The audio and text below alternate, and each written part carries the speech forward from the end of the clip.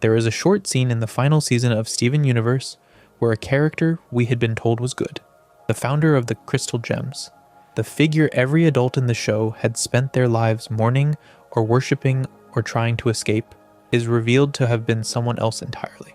Not symbolically, not metaphorically, literally. The mother was the tyrant. The rebellion was a costume. And the little boy at the center of the show, the one who has spent years telling himself he is following in her footsteps, is suddenly standing on top of a lie his whole identity was built on. Almost nothing in modern animation has done that to a child protagonist with that much patience.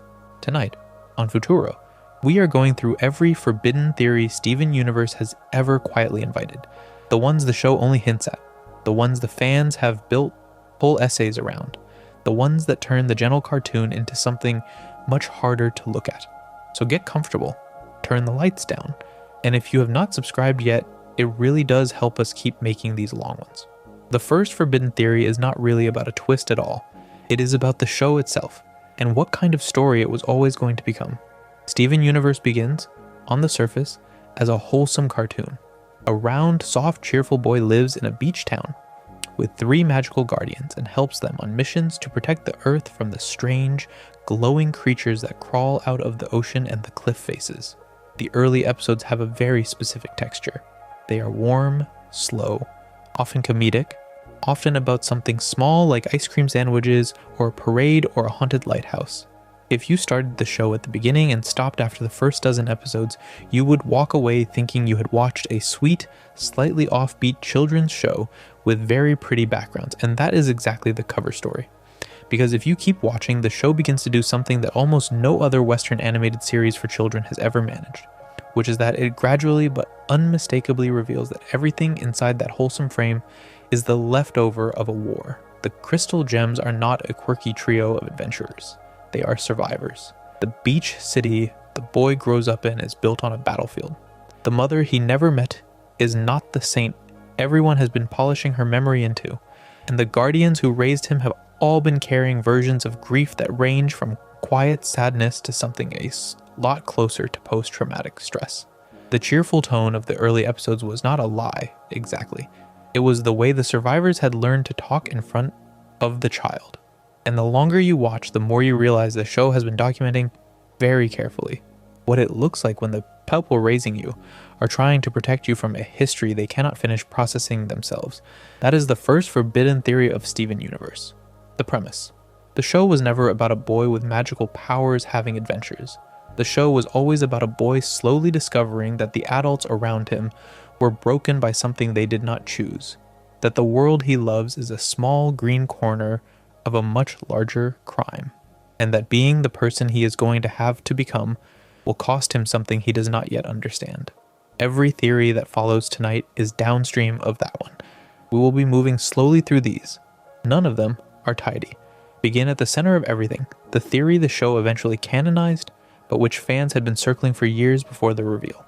The forbidden theory that Rose Quartz, the saintly mother figure at the heart of the Crystal Gems, was not who she said she was. In the early seasons, the show treats Rose almost the way a religion treats a saint. The gems describe her in unison and in fragments. She loved everything. She believed in everything. She found beauty in everything. She gave up her physical form to bring Steven into the world. Greg, his father, speaks of her with a soft, slightly bewildered devotion, the way you might speak about a hurricane that for some reason decided to dance with you instead of destroy your house. There is a giant statue of her in a temple carved into a cliff. There are paintings of her in armor. There are, by most accounts, relics and bushels of her hair tucked away in the corners of the gems' lives. The show, very early on, is teaching the audience to do what Pearl and Greg and Amethyst and Garnet are all doing in different ways, to worship. And then the show begins the slow, very deliberate work of taking that worship apart. The first cracks are small. A line from Bismuth hinted at across a controversial episode that aired and then was held back from broadcast in certain markets for a stretch, suggesting Rose had let some of her rebels believe one thing while believing another herself. A confession from Pearl, fragmented into glowing pink memories, suggesting Rose had asked her to keep a secret so heavy it had been deforming her for thousands of years. A late season encounter with the diamonds themselves, where the room rearranges around a piece of information that has been hiding in plain sight from the very first frame of the series. And then, in an episode called A Single Pale Rose, the show finally lets the secret out, and Pearl, by replaying a memory from the inside, shows Steven and the audience at the same moment that Rose Quartz was Pink Diamond, that the leader of the rebellion that died to save the Earth was the diamond the rebellion was supposedly fighting against, that the mother who loved everything had been an aristocrat playing dress up as a soldier playing dress up as a martyr, that Pink Diamond had faked her own shattering, a piece of cosmic political theater on a scale almost no character in the show had ever been allowed to imagine, and that Pearl had been the only other person in the universe who knew. When you watch the show a second time, that one piece of information rewires almost every scene Rose appears in. The forbidden theory is not just that Rose was Pink Diamond. It is what that fact does to every claim the show had been making about her. The Gems were not just mourning a leader. They were mourning a stranger. The war they had been fighting was not the war they thought they had been fighting. The Earth had not been saved by a sacrificial Quartz soldier rising up against her overlords.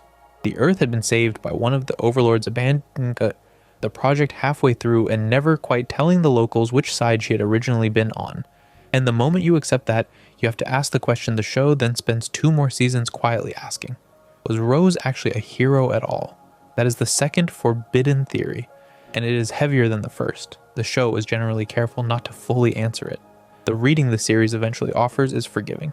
Pink Diamond was, in this telling, a child by Diamond standards, a younger member of a family of essentially immortal beings, kept in a kind of gilded nursery by the others, mocked and dismissed and never taken seriously.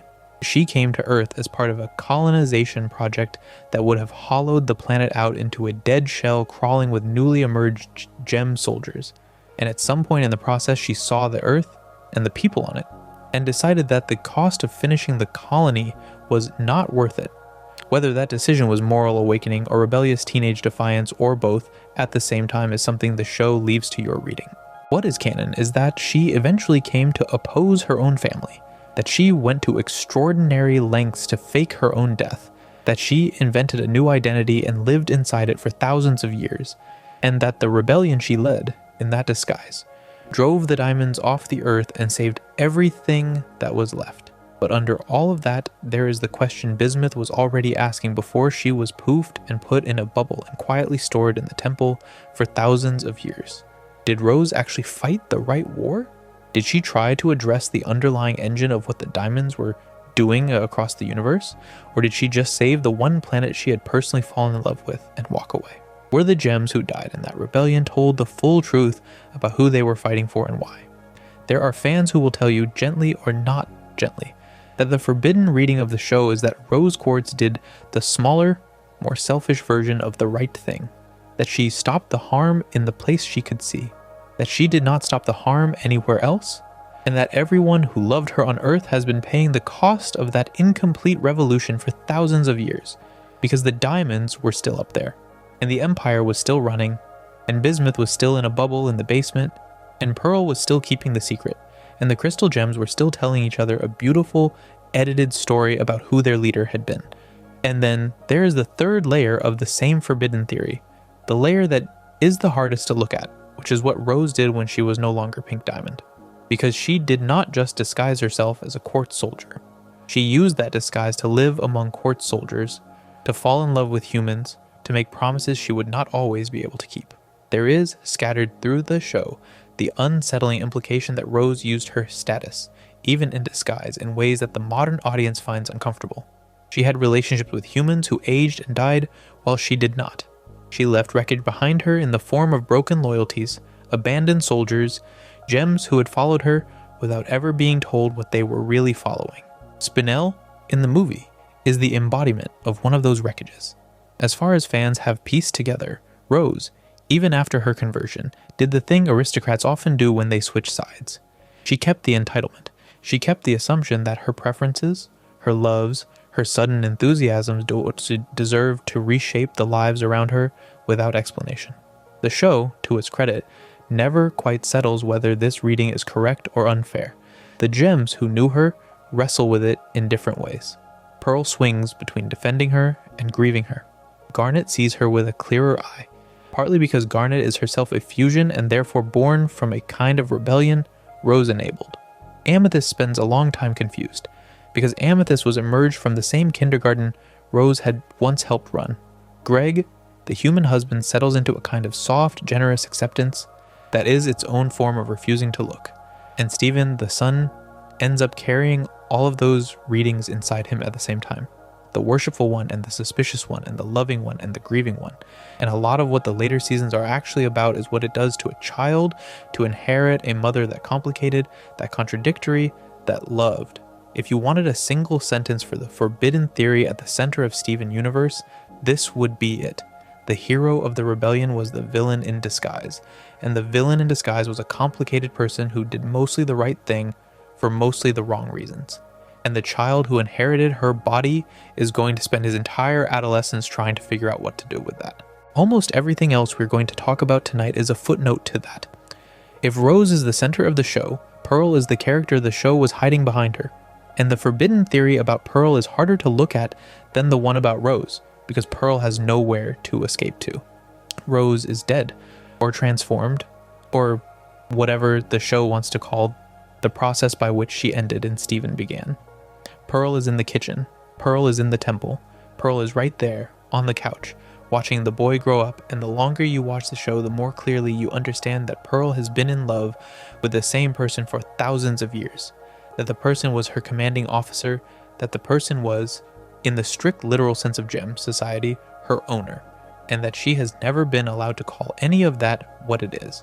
The first forbidden theory about Pearl, the one the show eventually validates, is that pearls in the Diamond Empire are property. Not soldiers, not advisors, property. You see this most clearly in the late seasons, when Steven meets the other pearls who serve the other diamonds, and the show puts them silently in a corner, blank-faced, smiling, available, the way the diamonds expect them to be. Our Pearl was once one of those, and the most stomach-turning thing about it is that she remembers. She remembers her original posture. She remembers her original purpose. She remembers what she was made for. And what she was made for, in the show's own logic, was to belong to a diamond.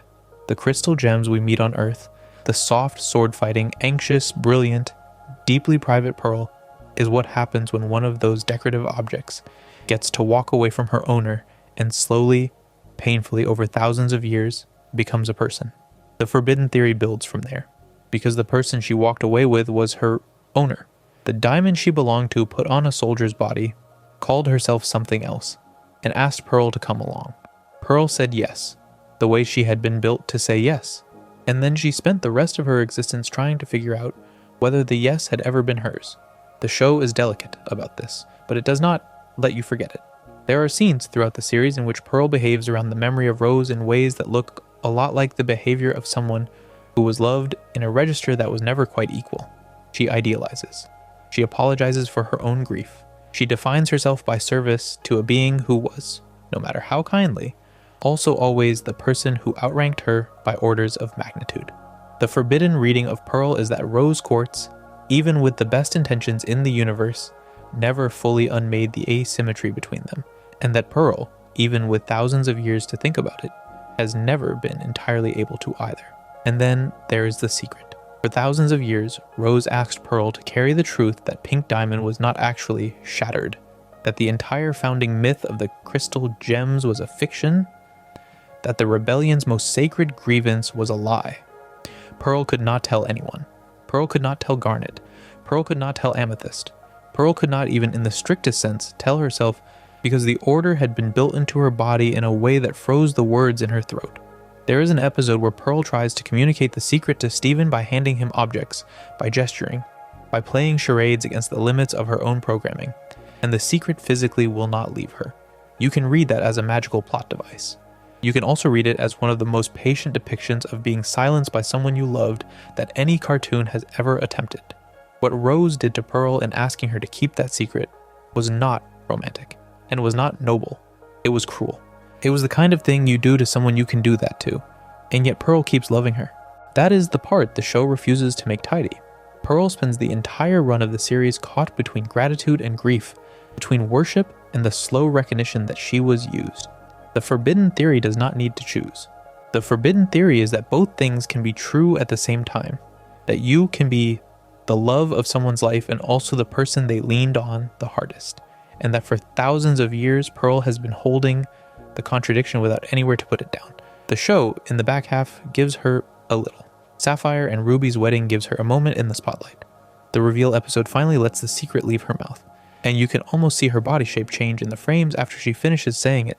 The introduction of other pearls and the eventual collapse of the Diamond Authority's class system gives her a future in which her kind are no longer property by default. But the show does not pretend the years inside that arrangement just dissolve. Pearl carries the imprint of who she was made for, and the most generous reading of her arc is not that she is healed by the end. It is that, at last, she is allowed to start. There is one more layer to the Forbidden Pearl theory, and it is the one fans circle around the most. The question of what Pearl actually is, beyond her relationship to Rose. The show occasionally lets you glimpse it. Pearl is, by some distance, the most technically capable crystal gem when it comes to engineering, navigation, sword work, strategy. She runs the ship. She builds the drill. She rebuilds the warp pad. She trains Connie. She invents games to keep Steven calm. She holds the household together. There is a reading of the show in which the smartest, most resourceful adult in the room has spent thousands of years convinced that her own contribution does not really matter, because she was made to be ornamental and has never quite shaken the assumption that ornament is what she is for. That reading is brutal, because once you see it, you cannot watch a Pearl episode without seeing it. You see it in her panic about being replaceable. You see it in the way she overperforms in front of new gems. You see it in the way she defers to Garnet even when she is plainly the more technically correct one in the conversation. You see it in the way she lights up when Steven tells her she is good at something, the way a person lights up who has been waiting their entire existence for somebody to notice. The softest version of the Pearl theory is that the show has been quietly telling you, for years, that the woman who held the team together has been undervaluing herself the entire time, and that nobody, not even Rose, ever fully convinced her otherwise. And the reason the theory is forbidden is that the show never lets her come out and say it. She has to discover it slowly, off-screen, between episodes. By the time of Steven Universe Future, she is, very tentatively, beginning to date, beginning to choose, beginning to put herself first in small ways. She is older, and the show treats that aging not as a betrayal of who she was, but as a permission to become someone new. If you watch the show as a child, Pearl is the prim, nervous, slightly fussy one who teaches sword fighting. If you watch the show as an adult, Pearl is one of the most carefully drawn portraits of recovery from belonging to someone that animation has ever produced. The forbidden theory does not need to be louder than that. We will come back to her. She is in almost every chapter of this. The next forbidden theory is the one the show is most plainly arguing, in spite of the fact that it is wearing a children's cartoon as a disguise. The diamonds are colonizers, not metaphorical colonizers, not symbolic colonizers. The show literally describes a galactic civilization that travels to inhabited or habitable worlds, drills into the crust, drains the mineral life out of the planet to grow more soldiers, and leaves a hollow shell behind when the process is finished. They have a class system. They have a court. They have a fashion. They have monuments. They have a history book version of their own conquests in which the conquered are not really considered, because the conquered are made of organic matter, and organic matter, in the Diamond worldview, does not count. The forbidden theory here is that the show was, from very early on, doing an extraordinarily literal anti-colonial fable, and that the late season turn in which Steven and his friends sit in a giant pink ship and travel to the Diamond's homeworld is not a fantasy adventure. It is the moment the story leaves the colony and walks into the metropole. Watch the way the show shoots homeworld. It is monumental. It is symmetrical. It is intimidating in the way colonial architecture is intimidating. The way the lobby of an empire wants you to feel small. Every gem on homeworld is sorted by what they are for. Every gem has a place to stand. Every gem speaks a slightly more formal version of the language we've heard the crystal gems speak. The show is not just inviting you to find this beautiful. It is inviting you to find it sinister, and to recognize the sinister thing as something that exists in our own history. The kindergartens make that reading hard to dodge. The kindergartens are the places where new gems are made, and the show treats them with a horror you almost never see in children's animation.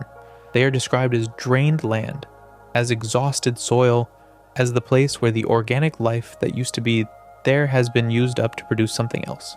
Amethyst was made in one of them. Amethyst is, in a strict structural sense, a child of colonization, born from the same process the rebellion was meant to stop. The show was very gentle about this with her, because Amethyst herself is not the crime. The crime is the process. But the forbidden reading is that Amethyst's entire self-image, the long arc in which she swings between flippant cheer and deep shame about her own emergence, is the show's way of saying that this is what living in the rubble of an empire feels like, even when you yourself are made out of the rubble. The corruption is another piece of the same argument. When the diamonds finally left the earth at the end of the original war, they did not leave gracefully. They unleashed a kind of weapon, a song, a frequency, a poisonous light that the show describes in different ways, and they corrupted every gem on the planet that had been on the Earth's side. Thousands of intelligent beings, all of them survivors of a rebellion, were reduced to monstrous, suffering animal forms, the kind of glowing things that crawl out of the ocean and the cliff faces in the early episodes. Watch the early episodes again with this in mind, and the monsters of the week are not monsters. They are casualties. They are the diamond's parting gift. The forbidden theory is that for hundreds of episodes, the crystal gems were, every week, fighting and bubbling up the people they had once fought alongside, because the diamonds on their way out decided that the punishment for rebellion would not be death, but a permanent agony you had to put on a leash. The gems did not know there was a cure. They thought their job was containment. The show does not let you forget that this is what containment actually meant. It meant taking the people you used to love and putting them in storage so they would not hurt themselves any more than they already had. The theory bites hardest when you ask who else was on the receiving end of this. Because the Earth was not the diamond's first colony. It is implied to be one of many.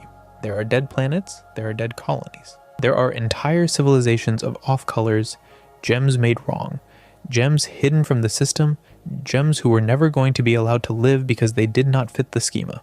The show meets some of them in the back half of the original series. They live in caves under Homeworld. They are kept secret.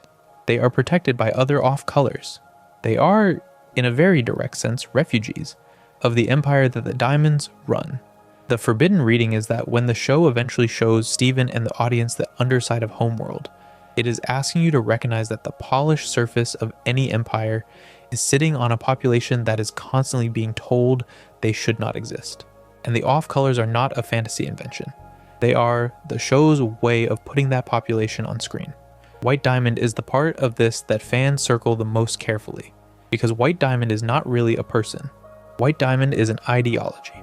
The show codes her as ageless authority, as the parent who is so convinced of her own correctness that her body has become a kind of cathedral.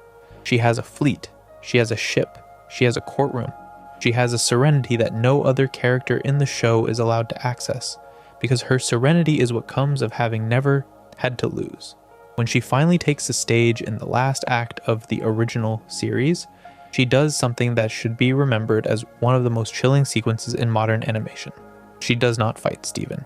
She listens to him, smiles indulgently, and then reaches into his body and pulls out the gem inside him, and informs him, gently, that the actual person speaking has been hiding behind a hologram of a child the entire time.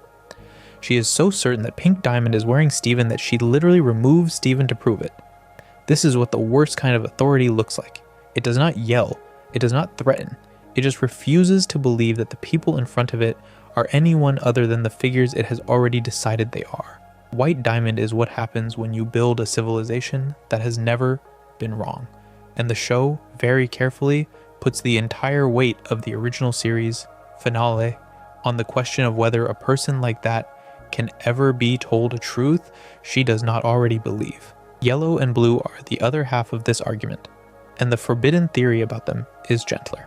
They are, by the time you meet them, less terrifying than white, partly because they have been grieving for thousands of years, and grief, in the show's logic, is the thing that makes you negotiable.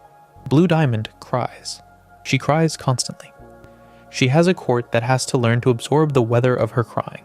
The show shows you a room where lesser gems have to walk on tiles synchronized to her mood. The forbidden reading is that this is what monarchy actually looks like on the inside. The small private fact that the head of state can ruin every functionary's day with a single feeling, and the entire architecture is bent around her body to absorb it. Yellow Diamond's version is the opposite. Yellow is anger. Yellow is efficiency. Yellow is the manager who never wants to look at the loss the institution has caused, who throws herself into projects and protocols and reorganizations because looking sideways at the empty chair would unmake her. The forbidden reading is that the diamonds are not really 3 different people. They are 3 different defenses against the same loss, and the loss in question is the youngest of them, the one who left. When Stephen, very slowly and against enormous odds, gets them to listen to him, the show is doing something almost no other action cartoon would have the patience to do. It is letting an antagonist be wrong in a way that does not require punishment. The show's ultimate political argument, the one the most fans push back against, is that even the colonizers are reachable, and that the right move when you have the power to is to talk to them long enough that they have to look at what they did. Some viewers find this satisfying, some find it infuriating. Some find it a betrayal of the rebellion. The show does not really care which one you are. It is going to make Stephen do it anyway because the show has decided that the alternative, the War of the Diamonds, would otherwise prosecute against the Earth and against anyone who reminds them of pink, is too large to fight from inside a small house on a beach. The forbidden theory is not really that the diamonds were redeemed. It is that the show argues, with full knowledge of what that argument costs, that redemption was the only available exit. We will get to the cost in a moment.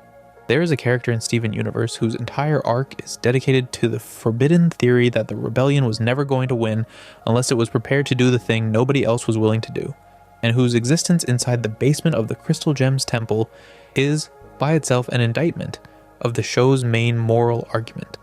Her name is Bismuth, and the episode that bears her name aired and was, by most accounts, quietly held back from broadcast in certain regions for a stretch, which is part of why fans treat it the way they do.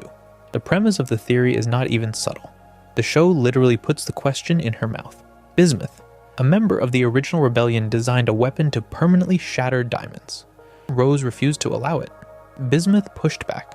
Rose poofed her, bubbled her, hid her in the basement, and told the surviving crystal gems that Bismuth had died in battle. For thousands of years, Pearl, Garnet, and Amethyst lived in the same house as a sealed-up gemstone they were never told existed, and they spoke about that gemstone with reverence whenever her name came up because Rose had built her death into the myth. The forbidden theory about Bismuth is that she was right. It is uncomfortable to write that, and it is more uncomfortable to defend, but the show makes the case if you watch the episode honestly. Bismuth's argument is that the diamonds are not negotiable. The diamonds will keep killing planets. The diamonds will keep grinding gems into property. The diamonds will keep punishing rebellion in ways that are worse than death. And the only way to stop them is to take the choice out of their hands. She designs a weapon, the Breaking Point, that can do this. Rose, in this telling, refuses on grounds that the show codes as moral, but the forbidden reading codes as squeamish.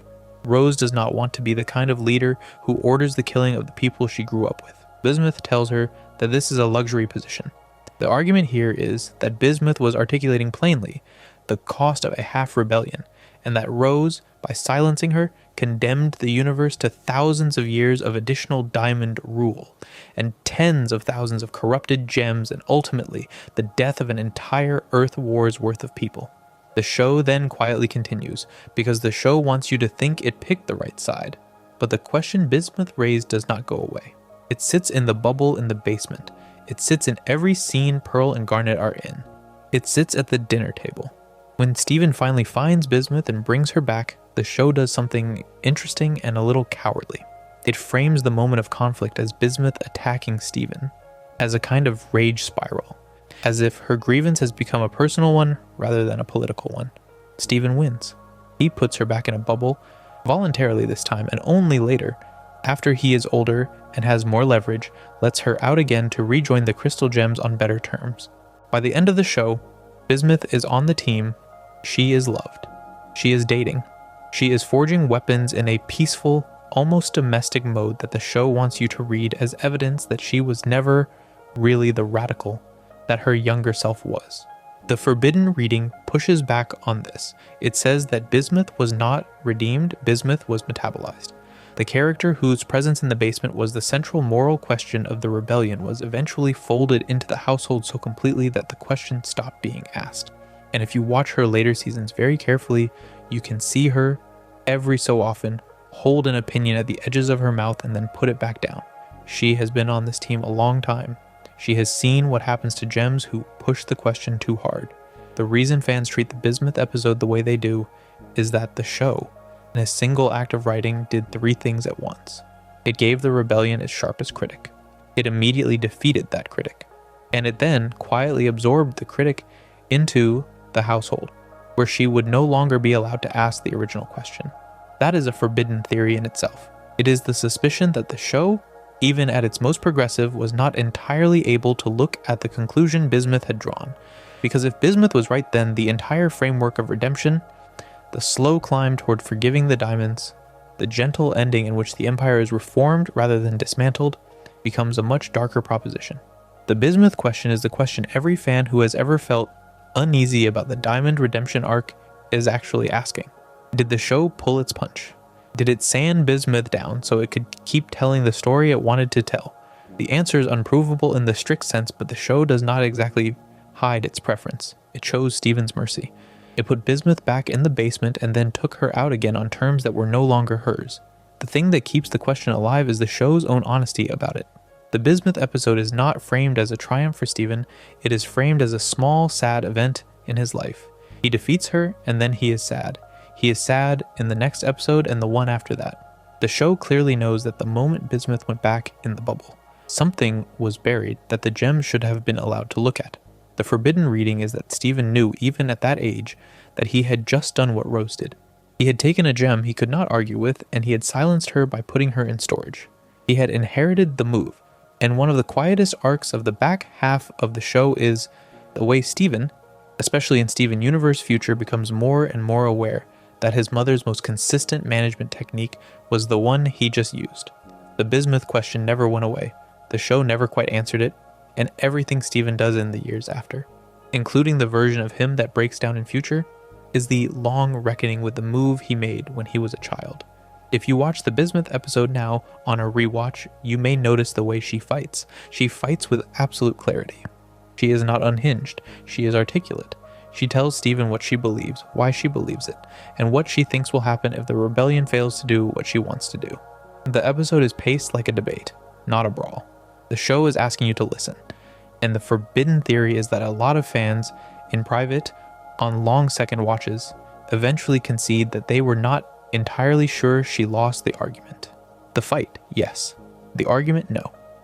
The argument is still there, in the basement, in the bubble, in the conversation the crystal gems were never quite able to have with each other for thousands of years, and the show has never quite been allowed to finish. There is a moment, a few episodes into the original series, when one of the first monsters of the week, the centipedal, sits down quietly next to Steven and tries to draw him a picture of what she used to look like. She is a corrupted gem, one of thousands of casualties of the song the Diamonds sang when they left, and the early seasons of Steven Universe spend a great deal of time on this idea. The idea that the things lashing around outside the temple, the spider creatures, the slug things, the giant glowing animals that crawl out of the cliffs, are not monsters at all but people, frozen mid-scream, kept that way by something that was done to them on purpose. The forbidden theory about corruption is that the show is doing something that very few children's series have been allowed to do, which is to draw with extraordinary patience a portrait of mental illness, of post-traumatic injury, of long-term unprocessed grief, in a way that does not flinch from the idea that recovery is not always available. In the strict canon of the show, corruption is what the Diamonds did to the surviving gems on Earth when they left. It is described by various characters at various points as a song, as a frequency, as a kind of light, as a curse, depending on who is doing the describing. The effect is consistent. A corrupted gem loses her physical and mental coherence, becomes a shape that looks more like an animal than a person, and behaves in ways that are largely incomprehensible to the people around her. The crystal gems have spent thousands of years catching these creatures and storing them in bubbles in the temple, partly to protect humans from them, partly to protect them from themselves. The early episodes treat this work as a kind of routine, the way a small town fire department treats brush fires.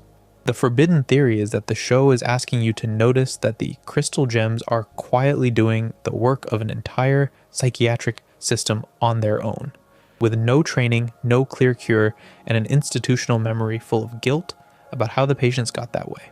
When the show finally arrives at a way to undo corruption, it does so in the original series finale, in a sequence that is both triumphant and weirdly sad. Steven, with help from the diamonds, releases the gems from their corruption, and you see them, finally, after all of these episodes, return to the shapes they had before. They look around, they look at the world, they look at each other, and the show, in a quietly devastating choice, makes it clear that being uncorrupted is not the same as being healed. They are confused. They have lost time. Some of them do not have anyone left from before. The forbidden reading is that the show is being painfully honest about what happens after a long period of severe injury. You do not get back the years. You do not get back the version of you that you used to be. You get a new chance, but you carry the shape of the previous one in your gem.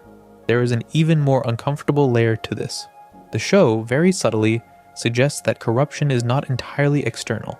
It is not just a curse that was done to gems from the outside. It is something that, under enough pressure, can develop from the inside. The clearest case is the cluster, a kind of geological horror. Under the surface of the earth, a fused mass of millions of gem shards that were planted there by the diamonds as a kind of buried doomsday weapon, tended to grow over thousands of years until the resulting fusion was so large and so unstable that it would crack the planet open from the inside. The cluster is not a monster the crystal gems can fight.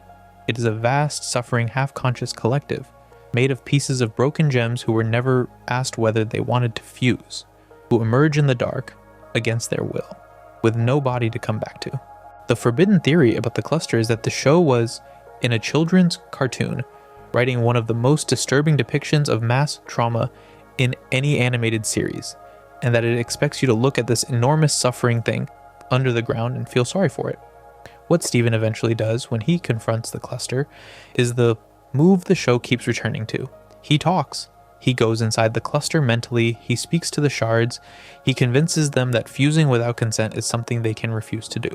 The cluster, in the canon, is eventually convinced to hold itself together as a single coherent being, bubbled at a planetary scale, kept stable by the choice not to come apart. The forbidden reading is that this is the show's clearest argument about its own ethics. The Diamond's weapons are made of unwanted bodies, forced into shapes they did not choose.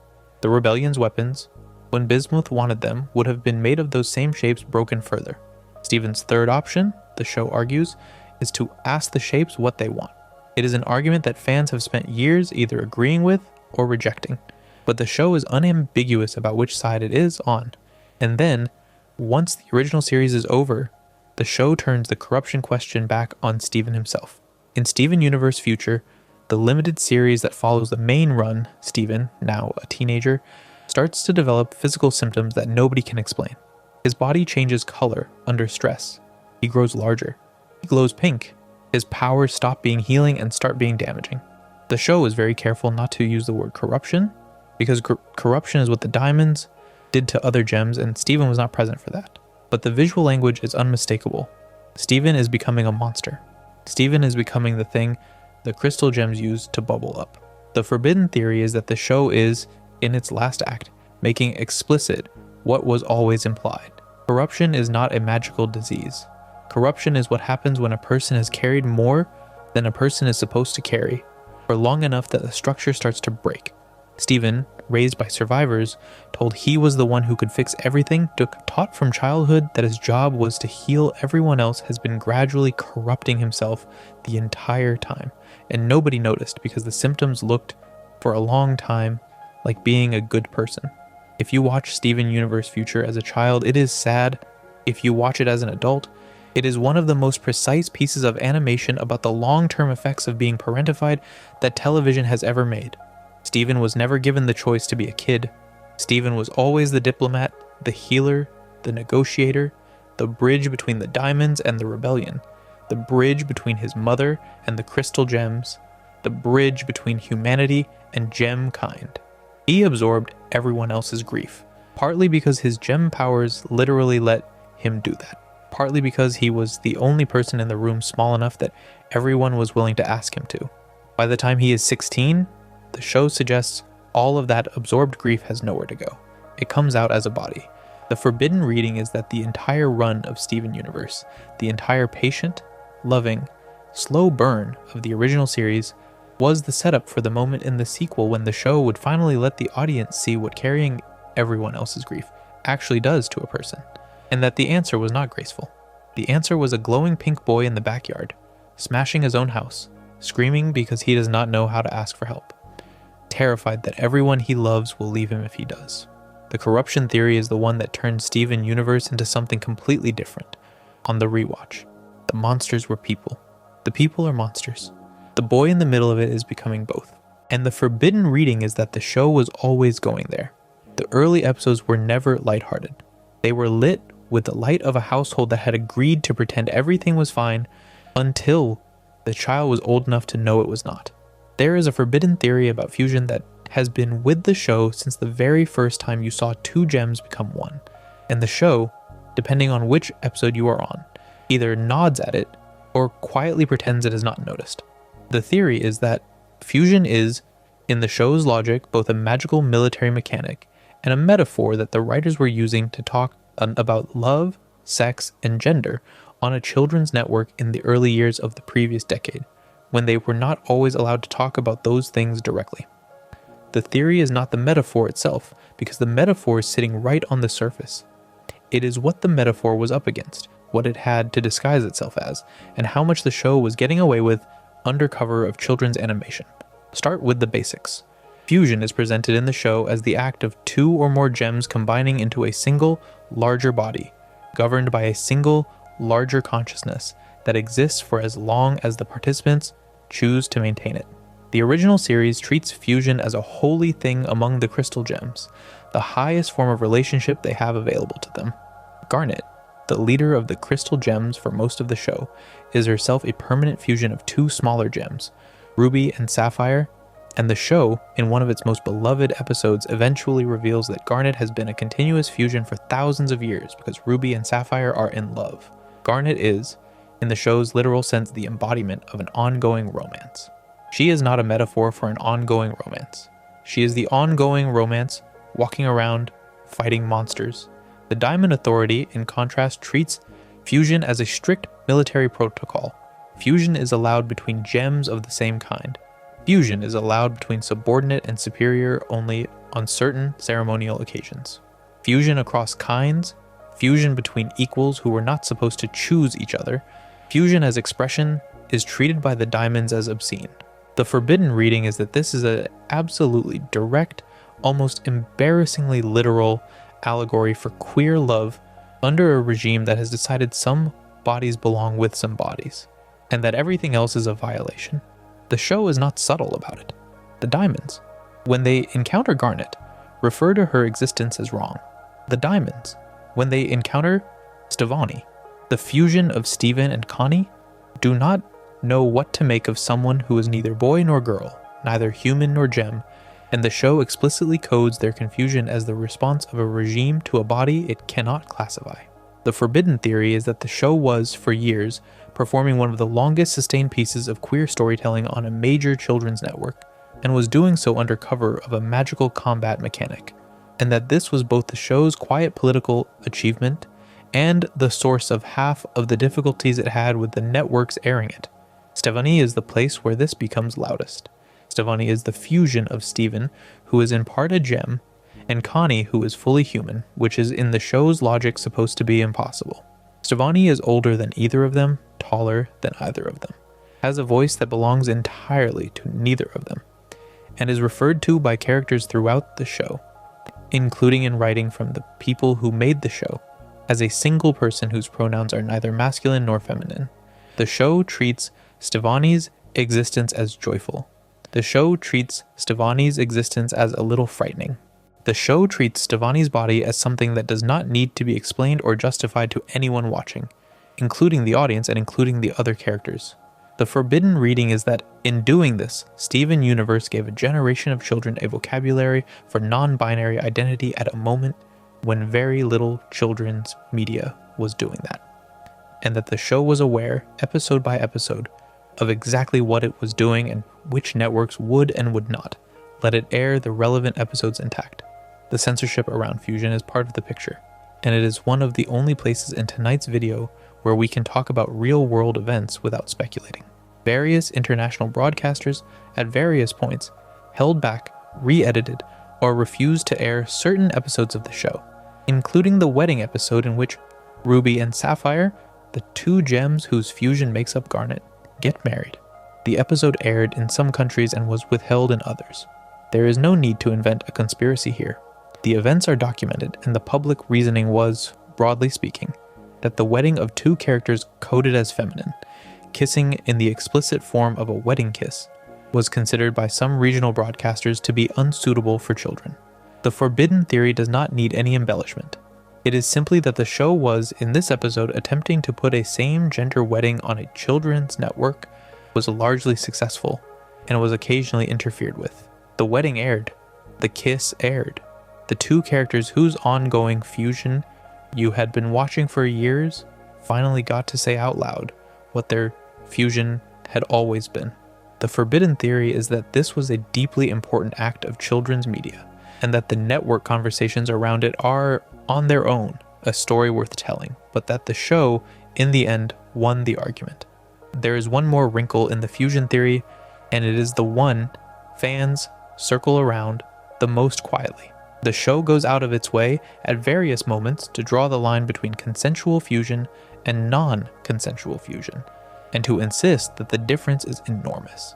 There is an episode in which Pearl, manipulating Garnet by withholding important information, tricks Garnet into fusing with her on false pretenses.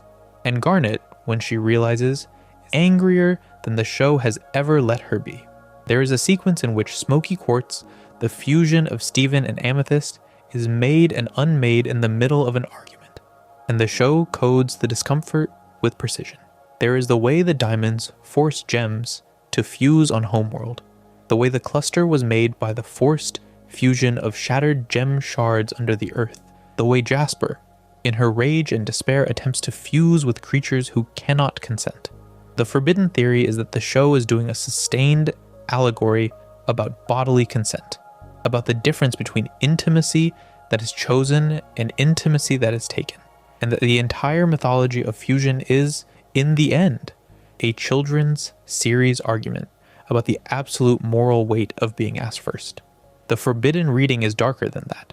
It is the reading that several of the show's most beloved fusions, including some that fans treat as straightforwardly romantic, are not entirely free of this question, and that the show, particularly in the back half of the original series and in Steven Universe Future, becomes increasingly honest about the ways that even gems who loved each other had sometimes used fusion as a way to dissolve themselves into someone else when being themselves was too painful.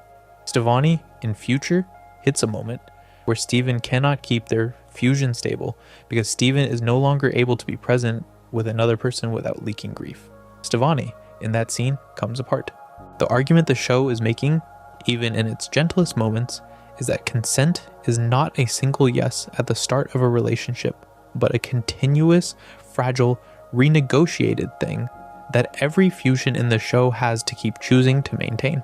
Watch the show with this in mind, and the fusions stop looking like superhero combinations. They start looking like marriages. They start looking like friendships. They start looking like the moments in your own life when you have been close to someone and have had to decide, again, that you wanted to be. The forbidden theory is that the show was, the whole time, teaching you how to do that. If fusion is, in the show's logic, the language of relationship, then Malachite is the language of the worst relationship the show has ever shown you. And the forbidden theory about lapis lazuli and Jasper is that the show was, very deliberately, writing the long-form portrait of an abusive entanglement that almost no other animated series for children has been allowed to touch. It is not a metaphor that the show is hiding behind. It is the metaphor the show is leaning on. Lapis and Jasper, for a stretch of the middle seasons, are merged into a single enormous fusion called Malachite, who lives at the bottom of the ocean, and who is, the show makes clear, only sustained by the active, exhausting effort of Lapis to hold Jasper down. Lapis is not the strong one. Lapis is the one who has decided that if Jasper is going to be a threat to the world, the only way to neutralize her is to chain herself to her, at the bottom of the ocean, indefinitely. This is one of the most precise depictions of toxic codependence in any cartoon ever made. Lapis is not happy with Jasper. Lapis is not in love with Jasper.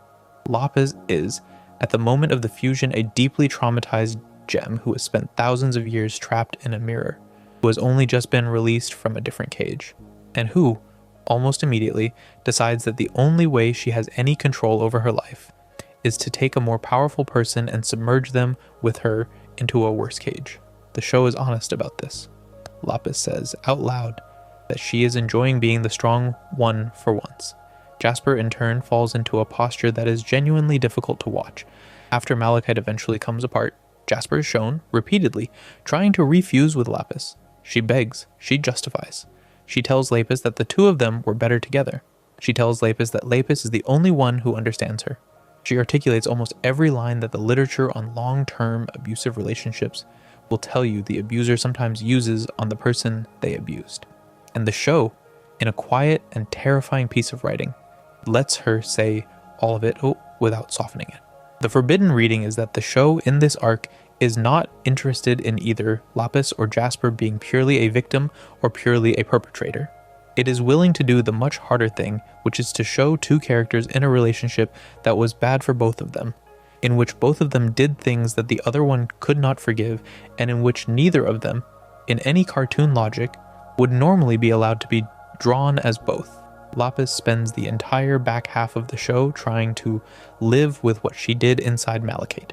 Jasper spends most of the back half of the show alone, increasingly self-destructive, trying to find a fusion partner who can replicate what Lapis was, and failing because the thing Malachite gave her was not love but containment, and you cannot find that again on purpose. The forbidden theory is that the show was writing, in the back half, a startlingly honest study of how an abusive relationship continues to deform both parties long after it ends, and that the writing was so quiet that a lot of viewers watching as children missed it the first time.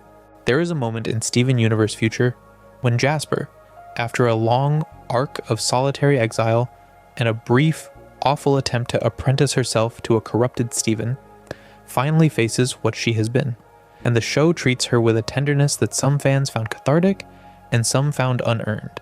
The forbidden theory does not need to pick a side here. It just notes that the show was willing to look at her at all. Most cartoons would have written Jasper as a villain who eventually loses. Steven Universe wrote her as a soldier who never really got to choose what she was, who lost her diamond, who lost her purpose, who lost her sister soldiers to corruption, who threw herself at the only kind of intimacy she still recognized, which was the intimacy of forced fusion, and who, eventually, in the back half of Future, is brought back from the brink by a boy who is by that point barely holding himself together. The forbidden reading is that Jasper is not redeemed. Jasper is just allowed to keep existing, in a different shape, with different people, on terms she had to learn. The show is unusually adult about how slow that process is. There is no episode where she becomes nice. There is no episode where she apologizes for everything. The show simply lets her stay on the edges of the household, present in scenes, occasionally useful, occasionally angry, the way real people in recovery actually behave. Lapis is the harder one for fans. Lapis spent the original series doing things that, looked at, honestly were not always heroic. She fled the planet, she came back, she fled again. She used her power to nearly drown the earth at one point. She moved into the barn with Peridot, and the two of them built a life out of furniture. And then, the moment things got difficult, she took the barn into space and left Peridot behind. The forbidden theory about Lapis is that the show was, all along, writing a portrait of a person whose response to having been imprisoned for thousands of years was to spend the next several seasons proving to herself that nothing else could ever lock her in. She runs because she does not trust anything not to become a cage. She fuses because she would rather be the one holding the chain than the one in it. She breaks the barn because the barn was beginning to feel like commitment. And commitment to a person who has been imprisoned can be indistinguishable from imprisonment. The forbidden theory is not that Lapis was secretly evil. It is that Lapis was, the entire time, doing exactly what a deeply traumatized character would do, in ways that other cartoons would not have had the patience to write, and that the show was unusually honest about the fact that the people around her, including Steven, did not always know what to do with her either. When Lapis finally comes back, late in future, she is older, in the soft way the show codes aging, and she is doing something almost humiliatingly small. She is gardening. She is teaching at Little Homeworld. She is, at last, being patient with Peridot and with herself. The forbidden theory ends here, gently. The show argues with no fanfare that recovery from imprisonment looks like deciding every day not to run, and that nobody, not Steven, not the diamonds, not the rest of the crystal gems, can do that work for you. Lapis becomes the show's longest meditation on the slow business of becoming someone who can stay.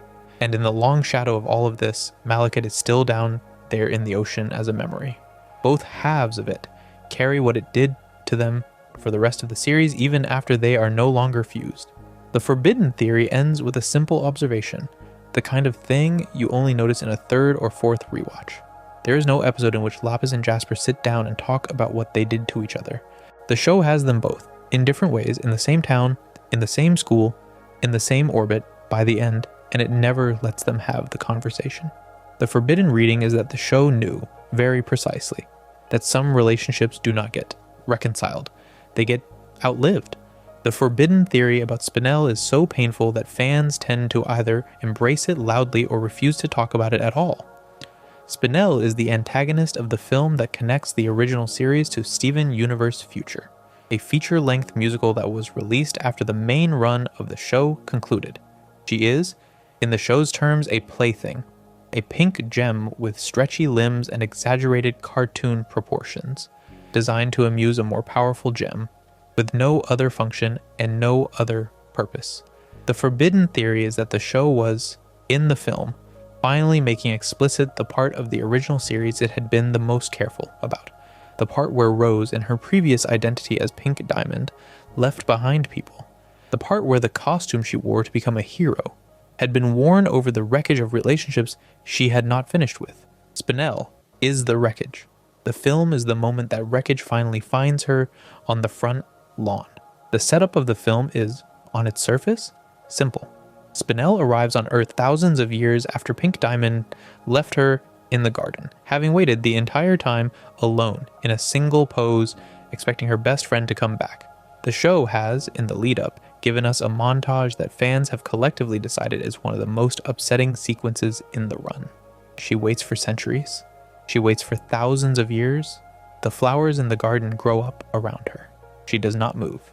The forbidden theory is that the film is doing something almost no other piece of mainstream children's media has done, which is to write a long, patient depiction of childhood abandonment from the perspective of the child who was abandoned, and to refuse to let the protagonist of the show or the audience off the hook by pretending the abandonment was justified.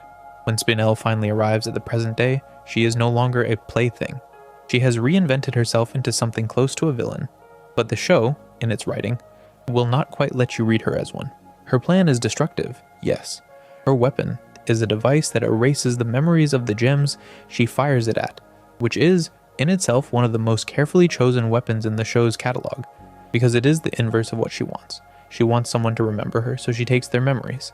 The forbidden reading is that this is a depiction of revenge against the people who forgot you, and that the gem who is doing it is, throughout the film, completely aware that her revenge will not give her what she actually wants, and is doing it anyway because she does not know what else to do with herself. The film is asking a child audience to consider the question of what a person does when she has been given no role except as someone else's amusement, and the person who needed her amusement has moved on. The answer, the film argues, is that without help, she does very bad things. With help, she has to begin the much slower work of figuring out who she is when nobody's watching her perform. When the resolution arrives, the show does not save Spinel through forgiveness. Steven does not, in the film, fix her. He cannot. The film is unusually honest about this. The diamonds, when they come to collect her, are not the right home for her either, because the diamonds are themselves the institution that built her purpose into her.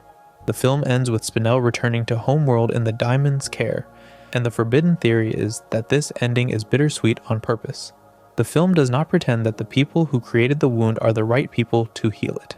The film does not pretend that Steven, who is already carrying everyone else's grief, can carry hers. The film does what very few children's stories are willing to do, which is to leave a character in an imperfect place because no perfect place exists. The forbidden reading is that the film is, in part, a quiet meditation on what it means to be raised by a parent who treated you as an extension of themselves, and that the gem who suffered the most from that, more than any of the crystal gems on Earth, is the one Rose did not bring with her. The Spinel theory has a sharp edge. It is the moment the film makes the case, more explicitly than anything in the original series, that Rose Quartz, even in her best version, did not actually deal with everyone she had hurt. The crystal gems on Earth were the people she chose. The crystal gems on Earth got the version of her that wanted to be different. The people she left behind on homeworld and elsewhere, the pearls who got reassigned, the courtiers who lost their job when she vanished, the plaything she left in the garden, did not get that version. They got the abandonment. The forbidden theory is that the show, by the end, is asking you to hold both things at once. You can love Rose for what she did on Earth. You also have to look at what she did when she left homeworld. You cannot have just one of those. The Spinel arc has an even quieter argument running underneath. The one fan circle in long essay threads, the argument is about Steven, because Steven in the film is the gem Spinel is finally able to talk to, and Steven in the film is doing the work that the show keeps insisting only he is positioned to do. He listens. He apologizes on his mother's behalf. He sings. He carries the conversation. He bears the weight of the wrong his mother did, even though he himself was not present for it. The forbidden theory is that the film is, in real time, demonstrating the pattern that is going to break Steven in future. He keeps absorbing other people's grief because the people around him keep needing someone too. He thinks this is who he is. He thinks this is what being a universe means. And it is, every time, costing him a piece of his own personhood that he does not yet have the language to defend. Watch the film, then watch the first episode of Future. The thread is right there. Steven made a promise to a wounded pink gem in a garden, and the next thing the show wants you to see is what that kind of promise does to the boy who keeps making it. The forbidden theory about White Diamond is that she is not a villain in the usual sense. She is something stranger and more unsettling, and the show codes her in a way that fans have been picking apart for years. White Diamond is the apex of the Diamond Authority.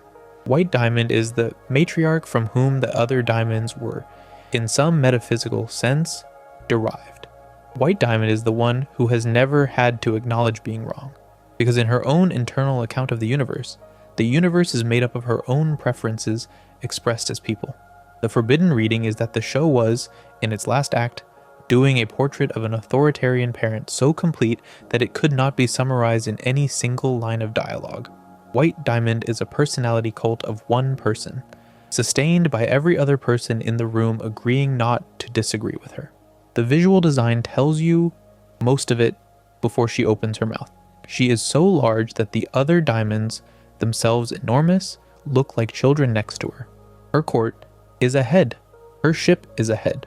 Her room is a head. The entire architecture of her power radiates from the assumption that her own face is the appropriate center of the universe, and the rest of Homeworld has, for thousands of years, agreed to behave as if that were true. The pearls she keeps are silent. The gems she addresses lower their heads. The light she emits is a color that fans noticed immediately because it is the color of nothing. White is the absence of color. It is the color that swallows everything else. The forbidden reading is that the show is doing visual shorthand for a kind of authority that does not believe it has opinions, only facts. She also speaks in two voices, and this is one of the most carefully written features of her character. Most of the time, she speaks softly. She uses an inviting tone. She tells the gems around her that she loves them. She uses the language of a parent comforting a child. The forbidden theory is that this is one of the most accurate depictions of a manipulative parent that the show has ever attempted, because the manipulative parent is not the one who yells. The manipulative parent is the one who refuses to allow the conversation to ever be a real one, who replaces the other person's words with her own version of what they should have said, who responds to disagreement with hurt feelings that the other person is then expected to manage. White Diamond does all of this. She does it gently. The other diamonds shrink in her presence not because they are afraid of being punished, but because they have spent thousands of years being told in soft tones that their own perceptions are unreliable. The show is, in this character, putting a kind of psychological abuse on screen that very few children's series are permitted to depict. Then there is the other voice. When she is genuinely angered, when the smile breaks, the camera shifts and her voice changes register, and you suddenly see what is actually inside the cathedral. She is not loving. She is enormous. She is sure. She is convinced that anyone who has ever upset her is wrong in a way that is not negotiable. The forbidden theory is that the show is suggesting that the soft voice and the loud voice are the same voice, that the entire pleasant tone is a kind of leash White Diamond keeps on herself in public, and that the moment the leash slips, the result is the actual emotional weather of the household. Pink Diamond, when she was still pink, presumably grew up under that weather. The forbidden reading is that everything Pink Diamond did, the rebellion, the disguise, the centuries of refusing to come home, are downstream of being raised by someone like that, and that the show is very quietly asking you to take the Diamond's family dynamic seriously as a family dynamic. The climactic scene with White is the one fans return to most often. Steven, by the end of the original series, has decided to travel to Homeworld with the goal of asking White Diamond, directly, to let go of Pink. White receives him politely. She compliments him. She tells him she's been watching. And then, in a moment that should be remembered as one of the most disturbing sequences in any children's animation, she reaches into him, pulls his gem out of his body, and physically removes Steven from himself in front of his friends. She does this because she has decided that the actual person speaking is Pink Diamond, wearing a child as a disguise, and she would like to talk to Pink directly. The horror of the scene is not the violence. The horror of the scene is the cheerfulness. White does this with the polite patience of a person tidying up a misunderstanding. This is what authoritarian parental love actually feels like when it has been concentrated into a single character. White is not trying to harm Steven. White does not believe Steven exists. White believes Pink is being naughty. What happens next is the place where the show, for better or worse, makes its last big argument. Steven's gem, separated from his body, rebuilds itself into a pink version of Steven. And the pink version, after a brief and very strange interaction with White, refuses to admit to being Pink Diamond. The pink Steven and the human Steven recombine. They tell White plainly that she has been wrong for a very long time. White attempts to insist they are wrong. White begins to crack. White, the unbreakable matriarch, the cathedral, develops a literal visible crack down the surface of her face and starts to blush. She begins to glow pink. She is, for the first time in possibly her entire existence, embarrassed. The other diamonds watching are stunned because they have never seen her wrong before. They have never seen her own color falter. The forbidden theory is that this is the show's last and most controversial bet.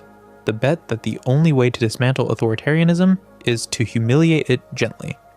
To put it in a position where the people it has been controlling can finally see it as a person who can be wrong. The bet does not work for everyone. Some fans love it. Some fans find it almost insultingly soft. There is, in the show, no real consequence for White beyond her embarrassment. There is no trial. There is no exile. There is, in the back half of Future, the implication that she is now somewhere, presumably, continuing her existence, with the lesson, presumably, having taken. The forbidden theory is that the show is, in this resolution, telling the truth about how it sees power, and that the way it sees power is, in the end, optimistic in a way that the rest of the show's content does not always support.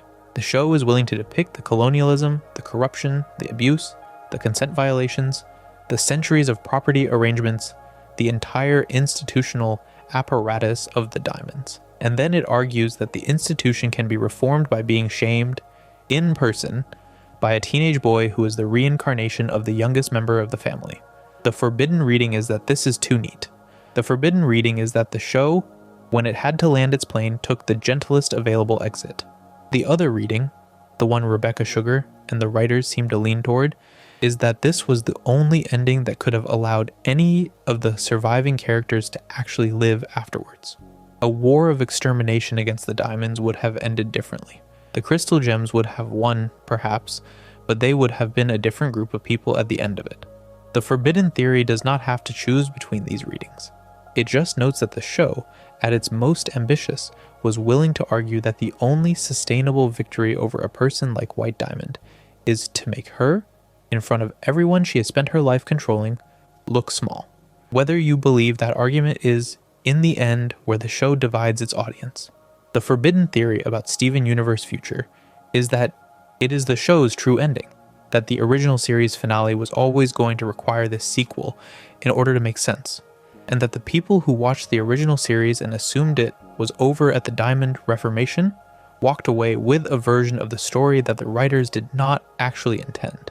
Future, in this reading, is not an epilogue. Future is the second half of a long argument the show has been making since the first episode, and the argument is about what happens to a child after the war is over.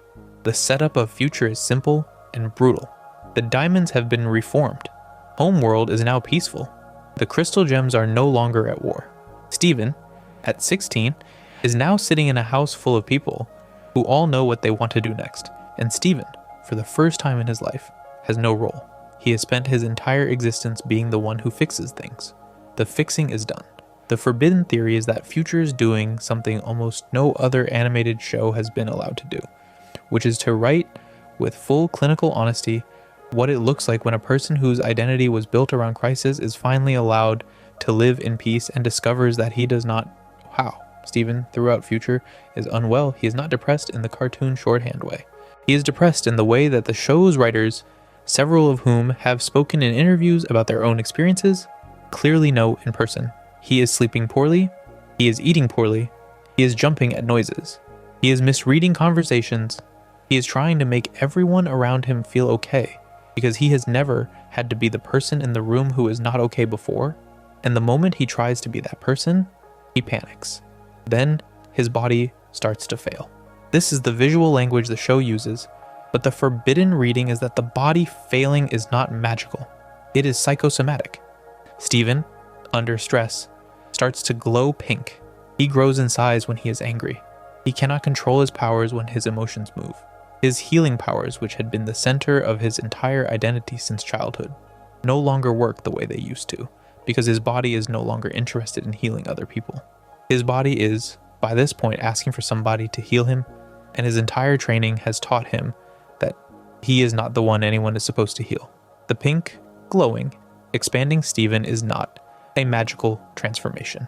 It is a panic attack that has nowhere left to go.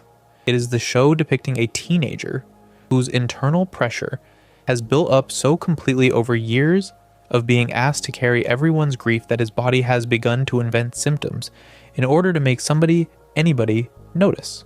What happens next is the part of Future that fans find the hardest to watch. Steven, in a desperate attempt to live a normal life, proposes to Connie. Connie says no, not because she does not love him, but because she is still in her teens. They are both too young, and she can see, as the audience has been seeing for some time, that Steven is asking her to marry him because he is trying to fix his own collapse by accelerating the next chapter of his life. The proposal scene is one of the most carefully written scenes in the show's run. Connie, who has loved Steven for years, who has fought beside him, who has fused into Stevani with him, who knows him better than almost anybody, very gently does not say yes. The forbidden reading is that this is the first time Steven has ever been told no by somebody who loved him, without that somebody being either his mother's ghost or an authority figure he disagreed with, and that the no, even though it was the right answer, hits him as confirmation of the thing he has been most afraid of, which is that the people he loves will eventually choose other things over him. This is the place where the show begins to depict, with real precision, what some viewers have come to call a breakdown arc and others have called a recovery arc. The forbidden theory is that both are correct, because the breakdown is the start of the recovery, and the show is in no hurry to pretend otherwise. Steven, after the proposal, comes unglued. He turns pink. He grows. He attacks Jasper, briefly, in a misguided attempt to find someone who will let him be the monster he is afraid of becoming. He scares his family. He scares himself. He sees himself in the mirror in a body that does not look like his body, and the show is not coy about the parallels. He is becoming what the corrupted gems were. He is becoming what his mother was at her worst. He is becoming the version of himself that the show has been quietly afraid of since the original series finale. The forbidden reading is that the show is depicting something close to a dissociative crisis in a teenage boy who has been raised by people who loved him, in a way that left him with no tools to handle the moment when nobody needed saving anymore. There is a moment, in the final stretch of Future, in an episode whose title fans treat as one of the most painful in the run, in which Steven, in his giant pink monster form, comes out of his crisis only because almost every single person who has ever loved him surrounds him and tells him plainly that they have been there the whole time. The forbidden reading is that this is the show finally answering the question it has been raising since the first season, which is what it would take for Steven to be allowed to receive care. The answer, the show insists, is that he has to be physically larger than the room, completely overwhelmed in a state that nobody, including him, can pretend is fine. And the people who love him have to drop everything else and physically hold him until his body remembers it is allowed to come down. The forbidden theory is that the show, in this sequence, is making one of the most explicit statements about mental health that a children's series has ever attempted, which is that recovery is not internal.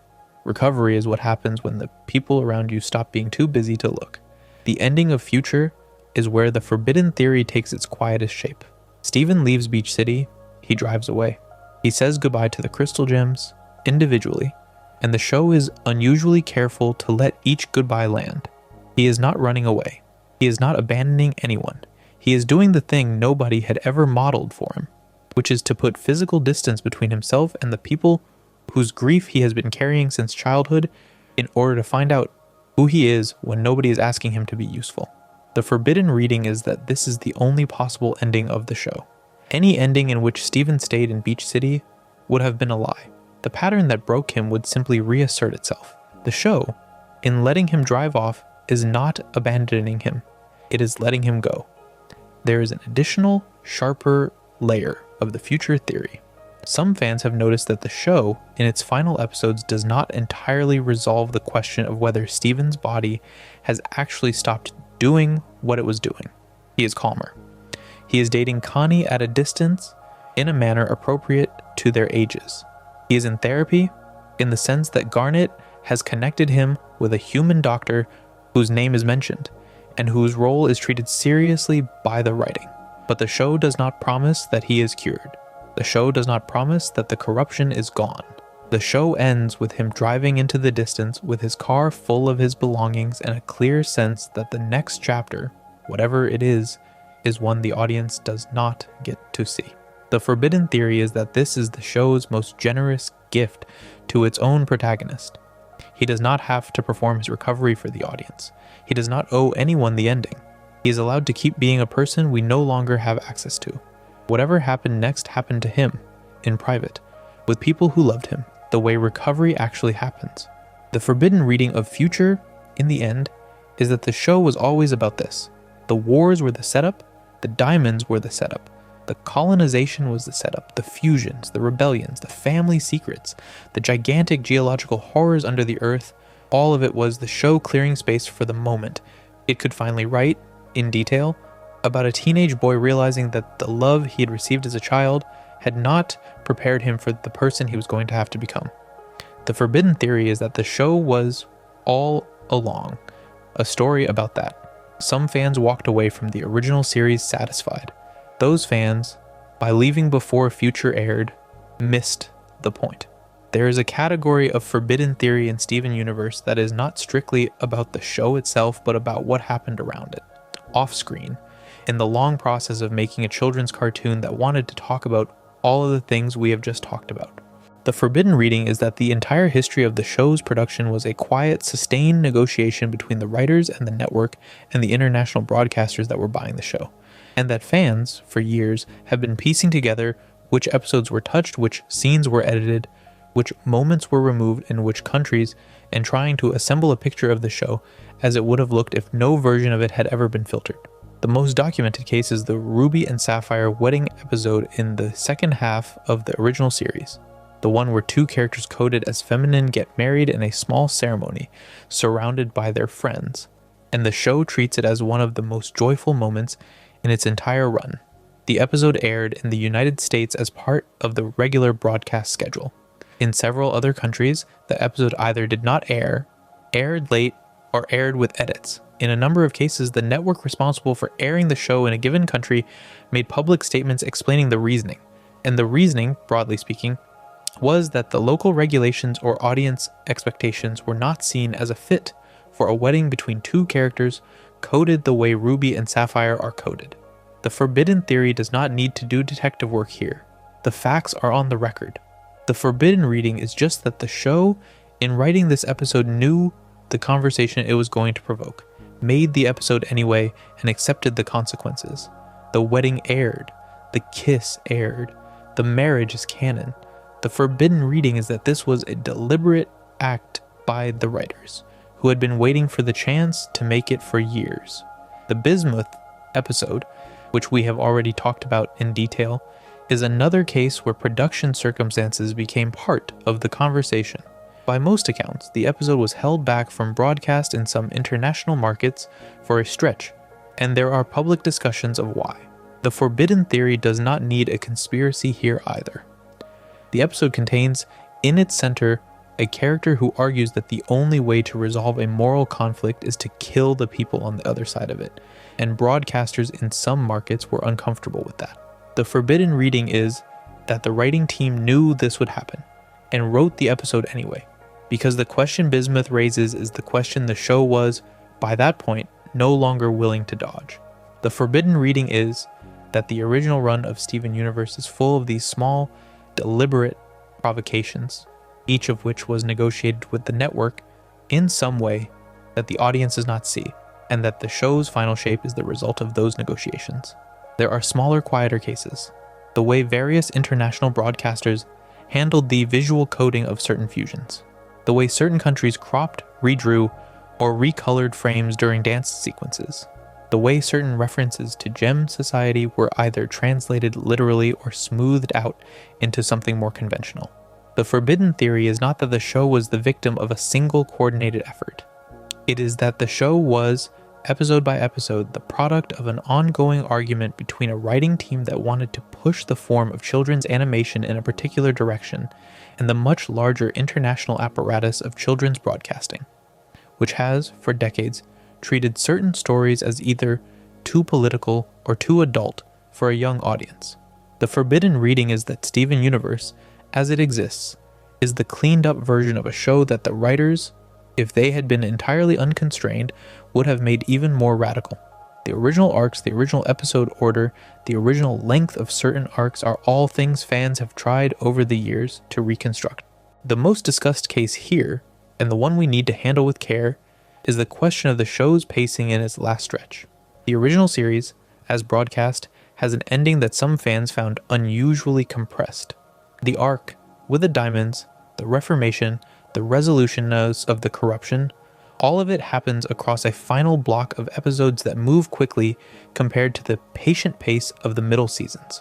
The forbidden theory, in some fan communities, is that the show's original plan was longer, that there were more episodes between the reveal of Rose's identity and the resolution with the diamonds, and that the show had to compress its last arc into a smaller window than its writers wanted.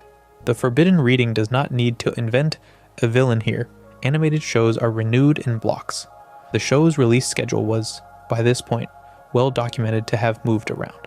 The forbidden reading is that the show ended the original series at the size and shape it ended at, because that was the size and shape it was allowed to be, and that several of the arcs fans would have wanted to see in greater detail had to happen in less screen time than they would have wanted. The forbidden reading is also that the film and future are, in part, the writer's continuation of those arcs in the form they were able to negotiate for them after the original series concluded. The Steven Universe movie, which sits between the original series and future, is itself worth treating as part of this discussion. It introduced Spinel. It introduced the Rejuvenator, a weapon that erases the memories of the gems it strikes and resets them to factory defaults. It used that weapon to reset the entire main cast. allowing the show to spend a feature-length film doing the back-to-basics versions of all of its main characters, demonstrating how each of them came to be the people they are now. The forbidden reading is that the film, in addition to being a film, was also a kind of audit of the show's own emotional logic, a way for the writers to make explicit, on screen, the development arcs that each character had been on over the years. Pearl, reset to her original factory Pearl behavior, has to relearn how to be the person she became. Amethyst, reset to her original kindergarten emergence of behavior, has to relearn that she is part of a family. Garnet, reset and unfused, has to fall in love all over again. The forbidden reading is that the film is, among other things, the writers writing down the answer key. They are telling you what each of these characters was actually about. They are saying it in song. They are doing it on purpose. Steven Universe Future, which followed the film, was greenlit as a limited series. The forbidden theory is that the limited series structure allowed the writers to do something the original network arrangement would not have allowed them to do, which is to focus entirely on the question of Steven's mental health without the obligation to deliver weekly action plots. The forbidden reading is that the show was, in the end, given exactly the kind of room it needed to land the argument it had been building since the first season, and that the writers used that room well. The forbidden reading is also that fans of the original series, who only watched the action and the cosmic plot, were largely uninterested in Future, because Future is not built around action and not built around cosmic plot. Future is built around therapy. It is built around relationships. It is built around the slow work of being a teenager whose childhood is over. The forbidden reading is that the audience for Future is smaller than the audience for the original series, but the audience for Future is the audience that the show, in the end, was actually trying to reach. If you want to assemble the forbidden production theory in one sentence, it would go like this. Steven Universe is the version of itself that the network arrangements and the international broadcasters and the production schedule allowed it to be. And the show, the whole time, was writing for an audience the writers knew it could not fully reach until that audience was old enough to see what had been done. The forbidden reading is that the original series was the gateway and Future was the destination, and that fans who walked away after the Diamond Reformation got the easier version. The audience for the harder version was always going to be smaller, and the show, against the odds, was allowed to make it anyway. There is a pink lion that lives at the edge of Steven's life, and the forbidden theory about him is one of the few, in this whole show, that the writers have never quite settled. Lion shows up, untagged and unexplained, in a desert episode early in the original series, follows Steven home, becomes part of his household, and then, slowly, over years of episodes, the audience learns that Lion is not just a magical pet. Lion has a pocket dimension inside his mane, full of objects Rose Quartz once owned. Lion knows where the secret places are. Lion sometimes appears to be carrying out a series of tasks set in motion long before Steven was born. The forbidden theory is that Lion, the silent pink animal, was once an ordinary lion, that Rose found him dying somewhere in the desert, that she healed him by transforming him, that the transformation made him more than what he had been before, and that the silent loyalty he shows Steven is the loyalty of an animal who has been carrying a long story by himself for centuries. The show eventually canonizes some of this. In a late episode, the audience is shown a memory in which a younger Rose finds the lion in question, and in a moment of soft pink light, brings him back from death. The episode does not explain how or what the cost of the transformation was, or whether the lion who walks away from that moment is the same lion he was before. The forbidden reading is that Lion is, in his own quiet way, the show's first miracle, and its first cost. He is alive because Rose changed his nature. He cannot speak. He cannot ask to leave. He carries the dead woman's belongings in a place inside his body. The forbidden reading is that the show is, in Lion, depicting one of the smaller versions of what Rose's love did to the people and creatures around her. The lion was given a longer life. He was also given a job he did not choose. And as far as fans have traced the pattern, this is the basic structure of every relationship Rose had with anyone, including, eventually, with the son she became in order to bring him into the world. There is a parallel, and the show puts it on screen deliberately. Lars, a teenage human from Beach City, dies in space in the middle of the original series, and is then resurrected by Steven in a moment that mirrors Rose's gift to the lion. Lars comes back from death pink, with a healing power that Steven did not know he could give, with a body that no longer aged the way it had been aging. The forbidden theory is that Steven has, in this act, repeated the move his mother made on the lion. He has saved someone. He has, in the process of saving them, taken something from them. Lars cannot really go back to his old life. He is now part gem, in a sense that the show never fully explains, and he eventually decides to lead the off-colors in space rather than return to the bakery in Beach City and pretend nothing happened. The forbidden reading is that Lars's life path after his resurrection is shaped by the resurrection in ways that nobody, including Steven, had the right to ask of him, and that the show is doing one of its quietest pieces of moral writing in letting Lars choose his own next chapter, rather than slot back into the role he used to have. The forbidden theory about resurrection in this show is that it is the show's most ambivalent gift. Rose did it to the lion, Steven did it to Lars. Steven, in a sense, did it to himself in the original series finale, when his body and his gem were forced apart and then chose to come back together. Each time the person who comes back is not exactly the same as the person who left. There is a pink that lingers. There is a tone in their behavior and in their color scheme that did not used to be there. The forbidden reading is that the show is depicting a kind of cost that does not show up in the strict canonical text, but is everywhere in the visual language. Pink, in this show, is the color of having been touched by a power you did not ask to be touched by. And pink things tend to drift, eventually, towards some role they did not choose for themselves. That same logic extends, gently and unsettlingly, to Steven himself. He is, in the show's literal terms, Rose's gem in a child's body. He is the result of a transformation she chose to undergo, with Greg's consent and her own intention, but without anyone, by definition, being able to consult the resulting child about whether he wanted to exist that way. The forbidden reading is that the show is in Steven's body, asking a question that very few children's series have ever been brave enough to ask, which is what it means to be a person who came into existence because somebody decided to stop being themselves in order to have you. The show treats Greg and Rose's choice as loving. The show treats Steven's existence as loving. The forbidden reading is that loving choices and complicated choices are not opposites, and that Steven, for the entire run of the series, is doing the work of figuring out what to feel about a transformation he did not get to vote on. He is, in some sense, the longest version of the lion story. He is what Rose's gift looks like when it goes all the way to the end. There is one more strand to this forbidden theory, and it is the one fans circle the most quietly. Some viewers have noticed that the various pink figures in the show, the lion, Lars, the corrupted gems in the moments before Steven heals them, and Steven himself in his glowing states, all begin to display a kind of resonance with each other. There are scenes in which the lion behaves as though he can sense what Steven is feeling at a distance. There are scenes in which Lars and Steven, on opposite sides of the galaxy, are visibly connected. There is the moment in future when Steven, in his crisis, calls out and the lion responds. The forbidden reading is that the show is depicting a kind of family that does not have a word in the show's own vocabulary. A family made of people and creatures who have been touched by the same pink power, and who, having been touched, are in a kind of quiet conversation with each other forever. By most accounts of the fan reading, this is the show's most elegant and saddest invention. Rose changed the lives of everyone she touched, including by accident, and the people she changed are still, decades later, on the same wavelength.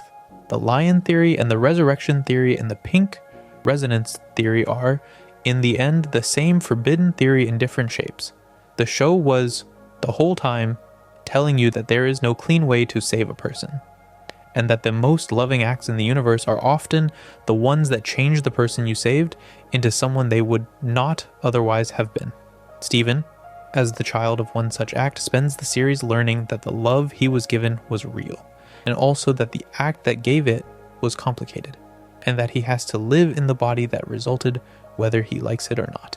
The forbidden theory about Connie Mahaswaran is that she is, in the strictest internal logic of the show, one of the most consequential humans in the entire series, and that the show, very carefully, does not let her become the one fans most want her to become.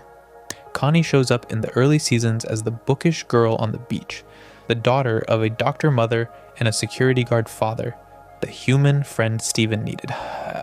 She is, in the early episodes, drawn small. She is shy.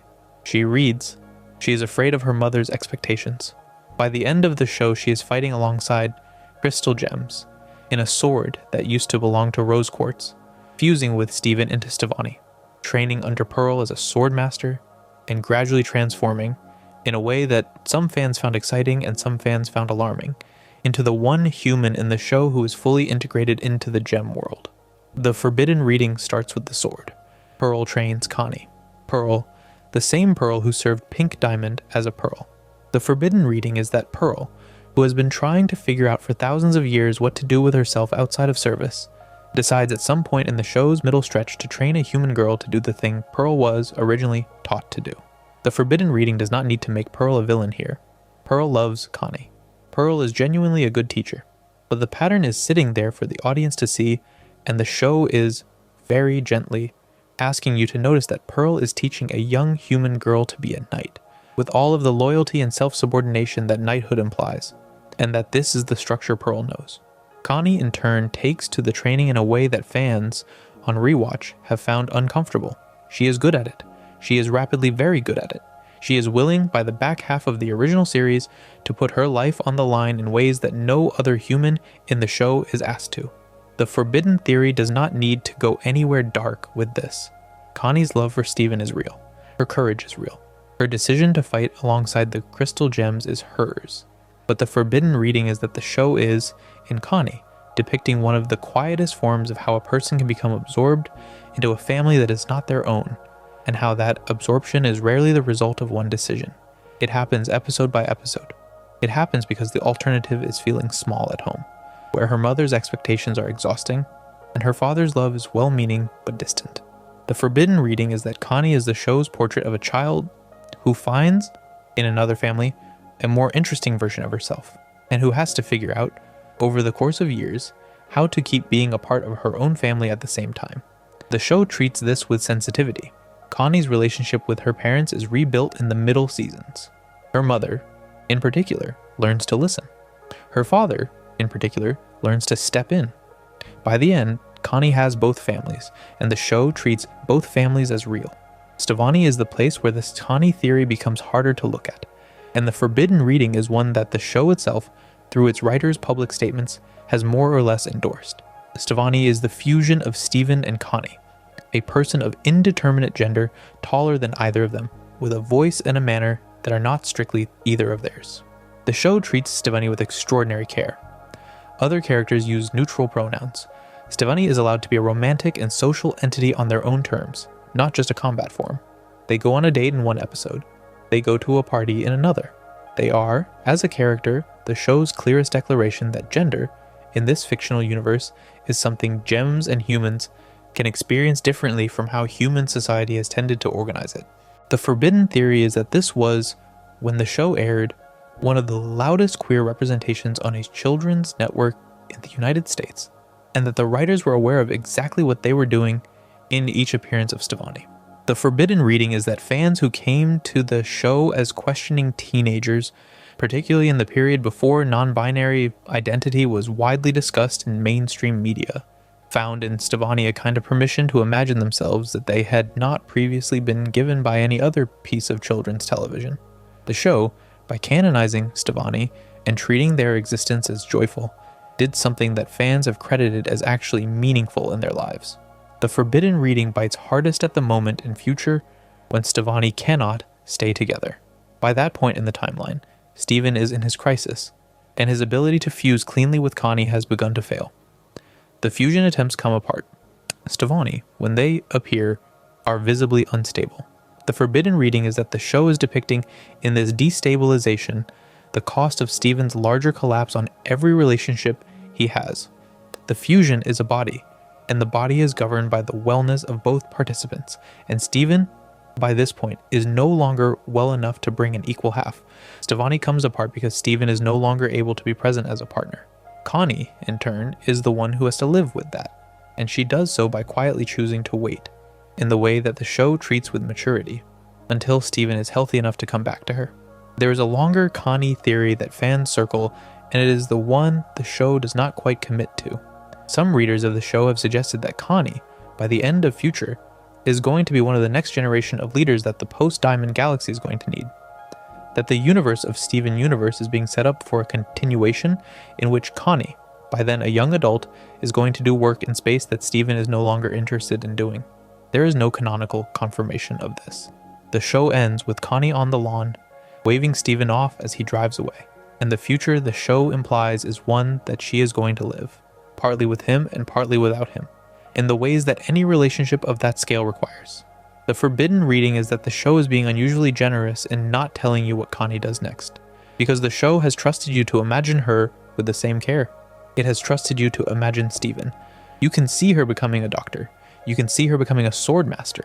You can see her becoming a diplomat between humans and gems, the role she has been training for, in part, the entire run of the show.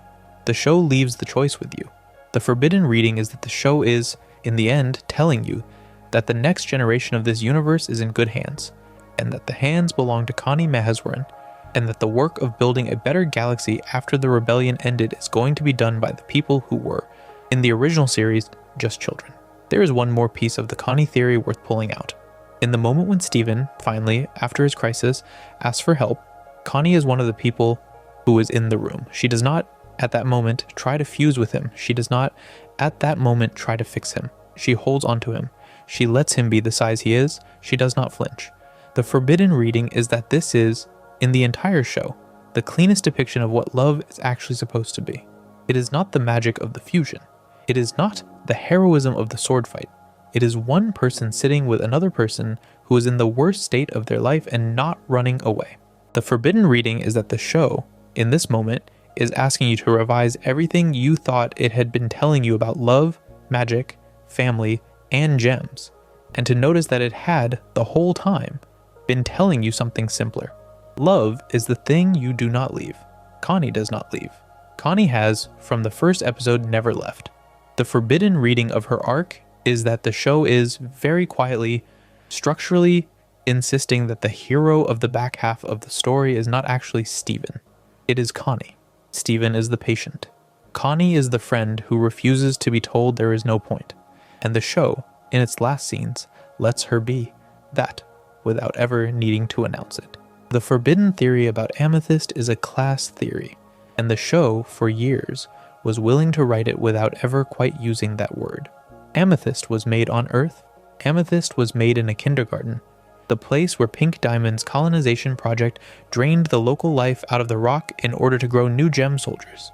Amethyst is, by homeworld standards, defective. She is small. She emerged late. She emerged in a hole that should not have produced anyone at all. She is, in the language of her own kind, a runt. The forbidden reading is that the show was, for the entire run, doing one of the most patient depictions of being born into the wreckage of an institution that did not want you, and that her arc is the show's clearest portrait of how class shapes a person before the person even has time to notice. It is shaping them. In the early seasons, Amethyst behaves the way fans tend to remember her, which is to say loud, irreverent, chaotic, fond of her own appetites. She eats food she does not need. She makes a mess of the temple. She shapeshifts into shapes that are deliberately ridiculous. The forbidden reading is that this is a kind of armor. She is performing the role of the unserious one, partly because the role keeps the other gems from looking too closely at her, partly because she does not entirely believe she has a right to take her own existence seriously. She knows where she came from. She knows that her hole in the kindergarten was, by the standards of her makers, a failure. She knows that the version of her that was supposed to exist would have been larger, more powerful, more impressive. The forbidden theory is that her irreverence is, in part, a permanent, low-grade response to having been built wrong, and that the show is asking you to notice that of all of the crystal gems, she is the one who most consistently undermines her own claims to mattering. When Amethyst eventually meets her sister Quartz, soldiers, the Famethist, in the late stretch of the original series, the show does something almost no other cartoon has been able to do. It allows her to feel briefly, the joy of having a class of her own. The Famethyst are a group of amethysts who emerged from a different kindergarten and who, in their home in the body of a forgotten zoo ship, have built a culture of their own. They wrestle, they joke, they love each other in the specific way that gems who came out of the same kind of hole appear to be able to love each other. The forbidden reading is that the show in this episode is offering Amethyst a brief vision of a life she did not get to have. She could have grown up with siblings who looked like her. She could have grown up in a context where being smaller than the others was a quirk and not a verdict. She could have been part of a class. Instead, she came up alone, on Earth, and was raised by the survivors of the rebellion that had made her whole the way it was. The forbidden reading is that this is the show's clearest depiction of a particular kind of grief. The grief of being born late to the moment in which a person like you was meant to belong. The Jasper question is the place where the Amethyst class theory bites the hardest. Jasper, in her first appearance, mocks Amethyst as a defective quartz. Jasper, as the show eventually reveals, was made on Earth in the same kindergarten run as Amethyst, just decades earlier, in a way that allowed her to be a fully formed beta quartz, the way the system intended. Jasper looks at Amethyst and sees what Amethyst was supposed to be. Amethyst looks at Jasper and sees what she was kept from being. The forbidden reading is that the show is writing, in their relationship, the specific cruelty of being told you are inferior by another person of your own class who has had better luck. The forbidden reading is also that the show, by the end, gives Amethyst the slow win in this conflict, because Amethyst, having grown up among people who loved her, without considering her defective, becomes the more whole person, and Jasper, having grown up in the empire that prized her, ends up alone. The forbidden reading is that the show is, in this contrast, telling a small and brutal truth about class. Being elevated by an unjust system makes you the system's pawn. Being failed by an unjust system, if you survive it, sometimes makes you free. The forbidden theory about the kindergartens themselves goes deeper than Amethyst. The kindergartens are, in the show's literal terms, the engines of empire. They convert ecology into bodies. They are sites of extraction. The show treats them as ugly, with a precision that is unusual for the genre. The beta kindergarten on Earth, where Jasper and others emerged, is depicted as a mess, a place where soldiers were grown in conditions even the Empire considered substandard. The prime kindergarten, where Amethyst emerged, is depicted as more orderly but more haunted, the kind of clean industrial landscape that is unsettling precisely because of how purposeful it looks. The forbidden reading is that the kindergartens are the show's argument about the industrial production of bodies, and that the show is willing to depict, in the back half, the long-term ecological cost of that industry on the planets the Empire used. The Earth, the show suggests, was never fully restored after Pink Diamond's colonization was interrupted. The kindergartens are still there, in the cliffs and in the dust, even after the war has ended. The forbidden theory is that the show is being unusually patient with the truth that Empire leaves a landscape behind, and that the landscape does not recover at the pace the people who live on it might want. The way the show handles Peridot is part of this same forbidden theory. Peridot, when she shows up, is a homeworld functionary, an engineer assigned to do maintenance on the cluster project under the Earth's surface. She is, in her first appearances, an unapologetic believer in the Empire. She thinks the diamonds are correct. She thinks the crystal gems are insurgents. She thinks Earth is a colony that should be allowed to die so the cluster can finish the work of becoming a planet-sized fusion. Over the course of the middle seasons, Peridot very slowly comes around. The forbidden reading is that the show is doing one of the most patient depictions of ideological deprogramming that any cartoon has ever attempted, and that the deprogramming does not happen in a single redemptive scene. It happens by Peridot living with the crystal gems, watching them, eating cheese puffs, listening to a children's wrestling program, and gradually noticing that the things her training had told her about Earth and about Steven and about the rebellion did not match the things she was actually seeing.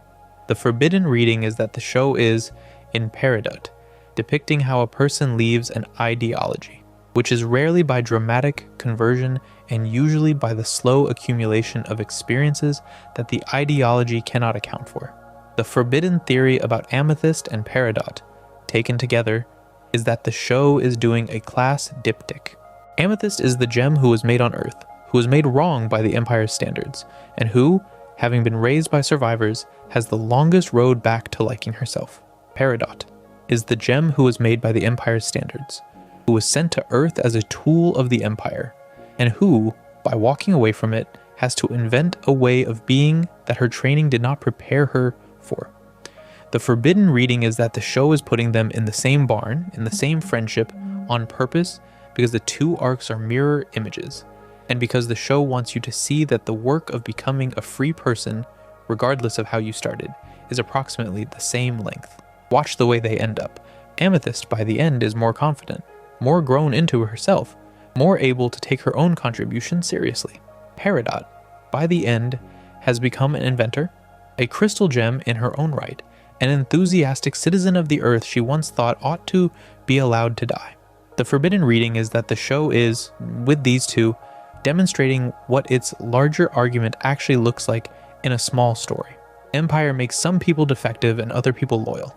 Freedom, in this show's account, is the work of figuring out, slowly, that you are neither of those things, and that whoever you were going to be was always available underneath the role the system gave you. The forbidden theory about Garnet is the one the show keeps secret until the first season finale, and then, once it has been said out loud, the show keeps unfolding for the rest of its run. Garnet is a fusion.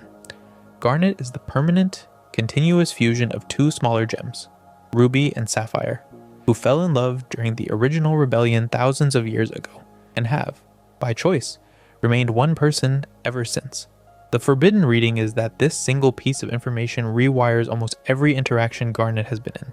She is not the most stable of the crystal gems. She is, in a precise structural sense, the most committed.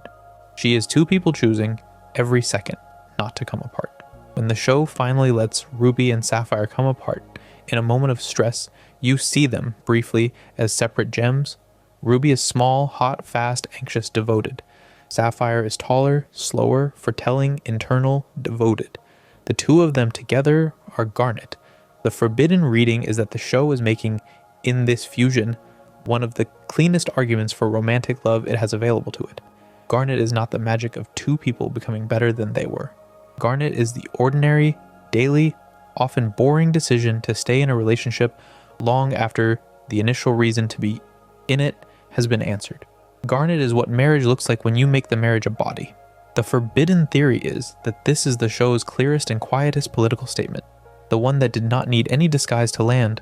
The show puts a married couple on screen every week and lets you see them as a single person who has been choosing each other for thousands of years. The wedding episode is the moment the show finally allows Garnet to externalize the marriage that has been her interior life, since before any of the crystal gems on Earth, except Pearl, knew her name. Ruby and Sapphire, after the diamonds, have begun to be reformed. After Steven has helped resolve the long argument the universe was having with itself, decide to get married in a small ceremony on the beach with their friends and their found family in attendance. The forbidden reading is that the episode is, in part, a public ratification of a relationship the audience had been watching for years. It is not the start of their love. It is the public consecration of it. The episode contains a kiss between two characters coded as feminine. The kiss is brief. The kiss is tender. The kiss aired in some countries and was edited or held back in others. The forbidden reading is that the kiss is, in itself, a small documented victory for what children's animation is allowed to depict, and that the show, in spending an entire episode building toward it, knew exactly what it was achieving. The forbidden theory has a darker layer, and it is one fan's circle when they rewatch the original series. Sapphire, before she was part of Garnet, was a member of Blue Diamond's court, a rare gem trained to see possible futures and to deliver predictions to her diamond. Ruby was one of 3 Ruby soldiers, an interchangeable bodyguard. Their first meeting, in the show's flashback, is during the moment when Ruby, by accident, fused with Sapphire to save her, and Blue Diamond was prepared to have both of them executed for the violation of fusion protocol. They fled. They went underground. They joined the rebellion. The forbidden reading is that the entirety of Garnet's existence is an act of defiance against a regime that considered her own composition criminal, and that the calm, smiling, gauntleted figure who leads the crystal gems for most of the original series, is, structurally, the embodiment of an act of mass disobedience. Every time she appears, the Diamond Authority's rules are being broken. Every time she punches, the Empire is being told no. There is a quiet sub-theory in fan circles about Sapphire's future sight, and the show is, on this point, deliberately ambiguous. Sapphire can see possible futures. Sapphire has presumably seen the future of her own relationship with Ruby for thousands of years. The forbidden reading is that this raises a difficult question about free will. Did Sapphire choose Ruby, or did she follow the prediction? The show very gently answers this in the episode where Sapphire briefly chooses not to fuse with Ruby because Sapphire is worried that the future she has seen will not arrive the way she expects. Ruby, in that episode, makes one of the show's plainest declarations about love. She tells Sapphire, in effect, that the future is not the point. The point is being here now. Sapphire, hearing this, realizes that her gift has been mistaken for a destiny, and that the actual choice has always been hers. The forbidden reading is that the show is, in this exchange, doing a lot of philosophical work very fast. It is arguing that even if a relationship is predicted, even if it is somehow seen, the predicting and the seeing do not constitute the choice. The choice is the daily decision to stay, with full awareness of the alternatives. The Garnet theory has one more layer, and it is one the show treats with great care. Garnet has been the leader of the crystal gems for most of the show, since Rose Quartz's transformation into Steven. The forbidden reading is that Garnet was always, in some sense, the actual leader of the rebellion, and that Rose, as Pink Diamond, in disguise, was always more of a figurehead than a manager. Garnet is the one who keeps the household functioning. Garnet is the one who teaches Steven how to ground himself. Garnet is the one who sees, before anyone else, what Steven is becoming. The forbidden reading is that Rose's death or transformation was, in a way, a kind of relief for the team, because it allowed the person who had actually been running things to take the title that had always belonged to her. Garnet does not say this out loud, because Garnet is loyal to the memory of Rose, but the show, in its writing, makes it visible.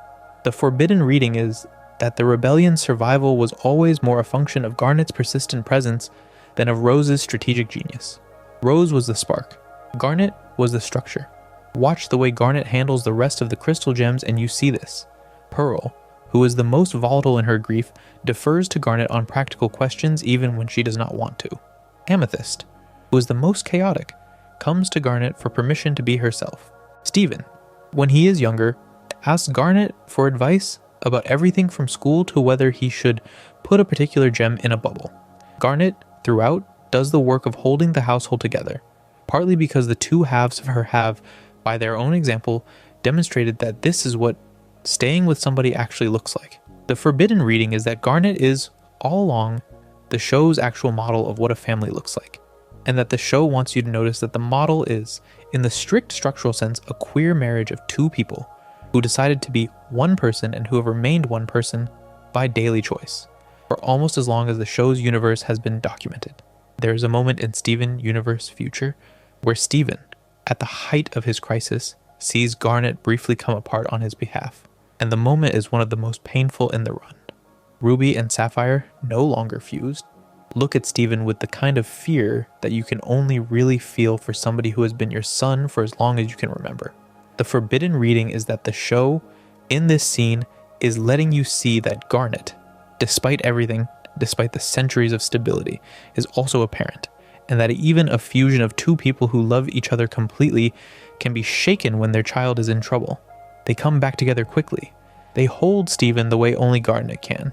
The forbidden reading is that the show is, in this scene, making a final argument about love that it has been building toward since the first season. Love, in this show, is not the thing that prevents pain. Love is the thing that, despite the pain, refuses to let go. That is, in the end, what Garnet has always been. The character is a sustained refusal to come apart, and the show, by writing her as the leader, by writing her as a married couple, by writing her as the steady gravitational center of every household scene, is, very quietly, arguing that this is what real strength looks like. The forbidden theory about Greg Universe is one of the most painful in this whole show, and it is the one the show treats with the most patience. Greg is a former wannabe rock star, a touring musician who pulled into Beach City in his van during a small tour and never left. He met Rose, they fell in love.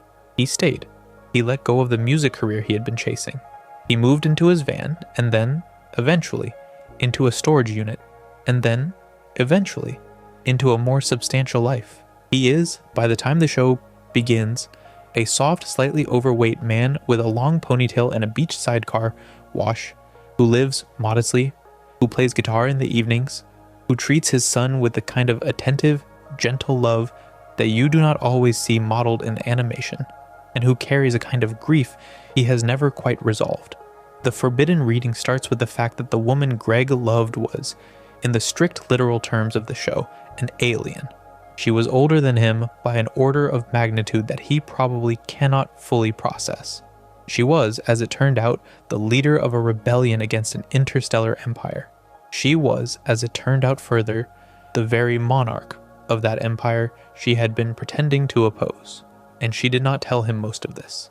The forbidden reading is that Greg's love for Rose is one of the most asymmetrical relationships any cartoon has ever depicted, and that the show, very carefully, is honest about the asymmetry. Rose was older.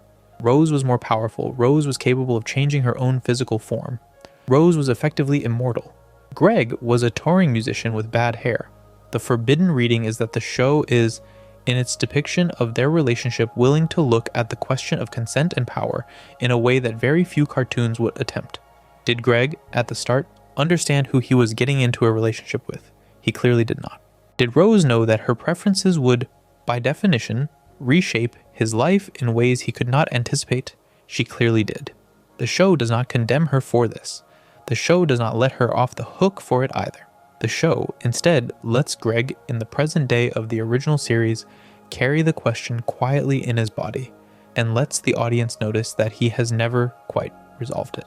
The arrangement they came to is the part of Greg's story that the forbidden reading treats most carefully.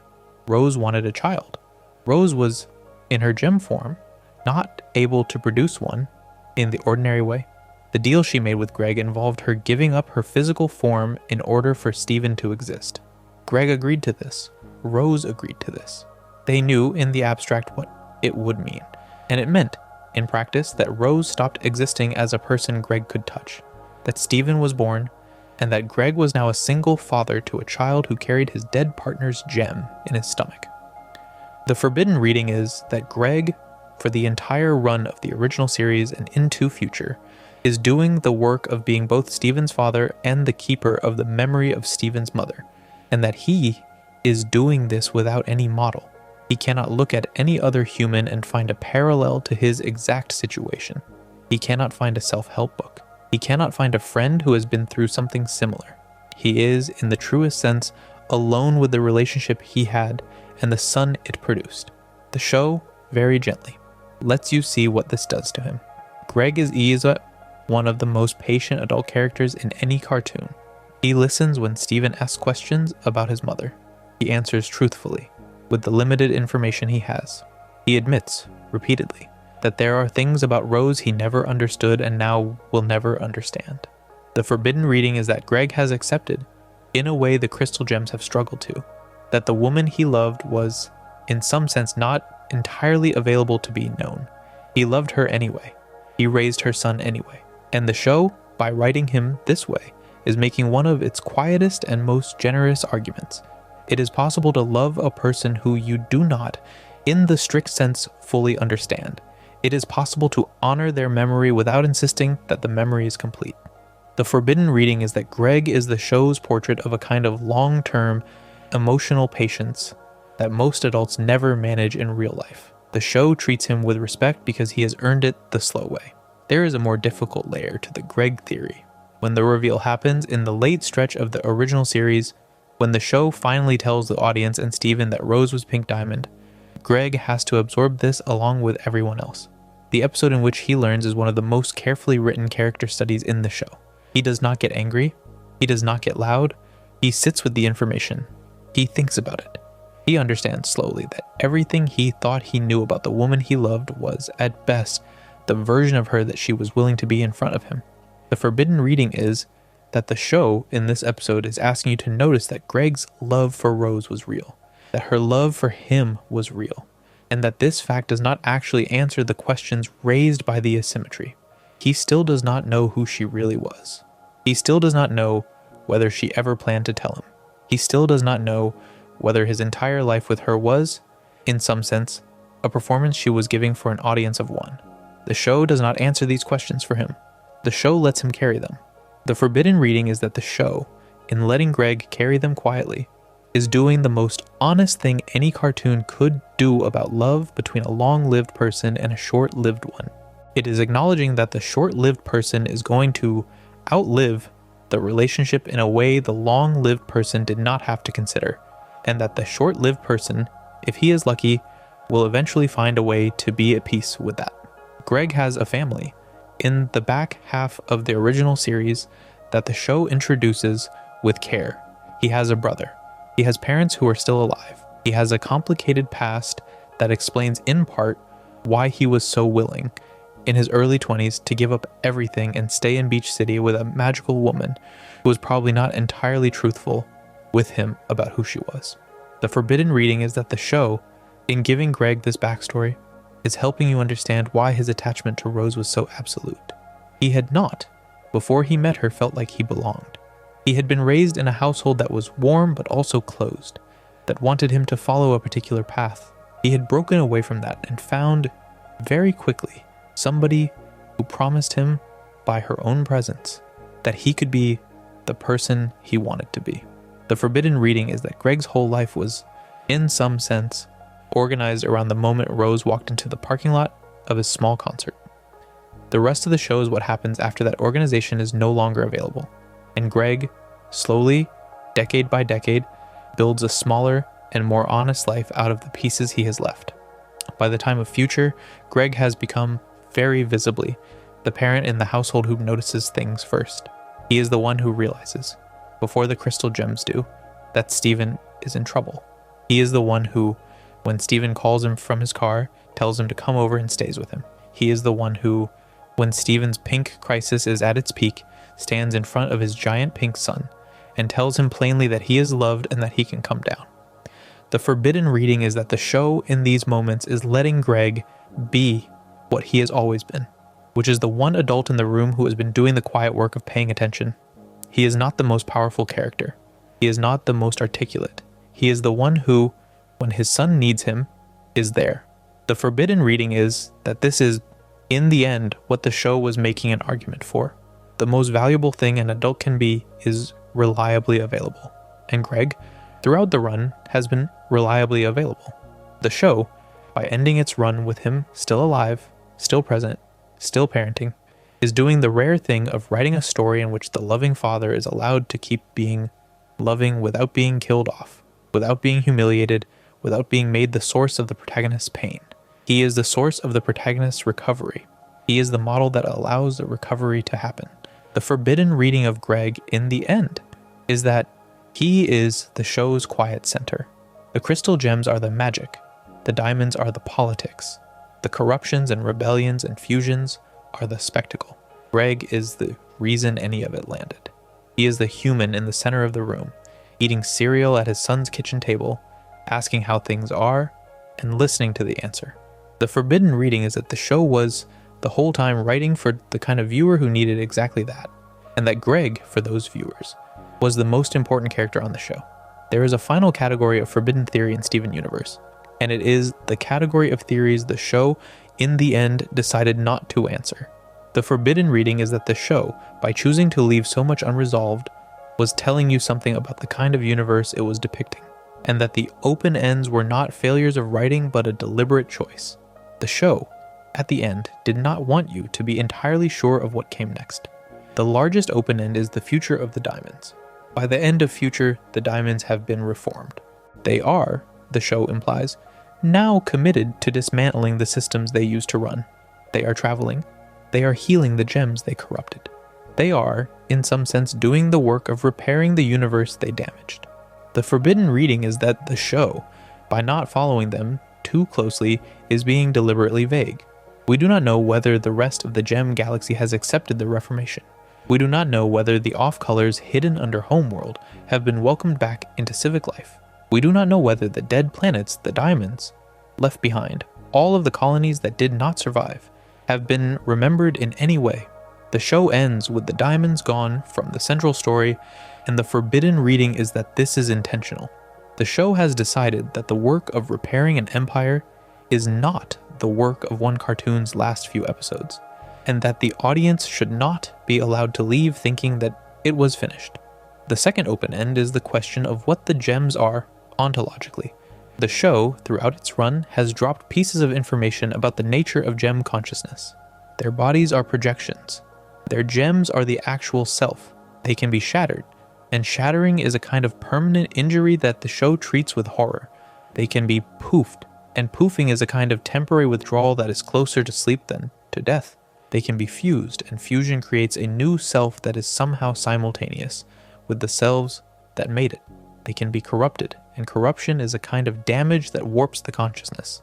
The forbidden reading is that the show has been doing a quiet, sustained piece of metaphysical writing for years, and that the questions it raises about the nature of gem identity are deeper than the show ever fully answered.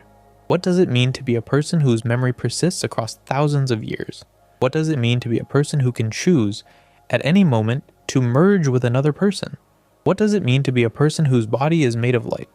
The forbidden reading is that the show, in the end, did not want to answer these questions because the questions are the point, and because answering them would have made the show smaller than it is.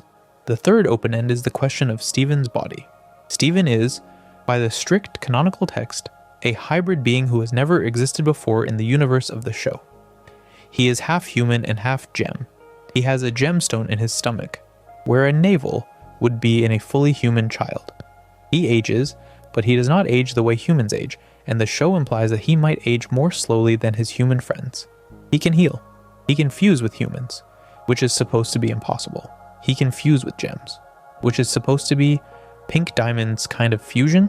He can stop time briefly. He can grow plants. He can do almost anything the show requires of him narratively. And the show, in the end, does not fully explain how. The forbidden reading is that Steven is, in the universe of the show, a new kind of being, and that the show is not interested in classifying him. It is interested in watching him be that being and figuring out what it costs. The fourth open end is the question of what happens to Beach City. Beach City is, in the show's mythology, sitting on top of the remnants of one of the most consequential rebellions in galactic history. There are gem temples in its cliffs. There are warp pads on its beach. There are corrupted creatures that occasionally still crawl out of the ocean. The forbidden reading is that the show has been, throughout, a quiet piece of writing about how a small town adapts to having the cosmic at its doorstep, and that by the end, the town has more or less accepted it. There is a school for gems on the outskirts. There is a sense, in future, that Beach City has become a kind of cosmopolitan town in the strict, literal sense of cosmos, a place where humans and gems and former Empire functionaries can walk down the same boardwalk and eat the same hot dogs.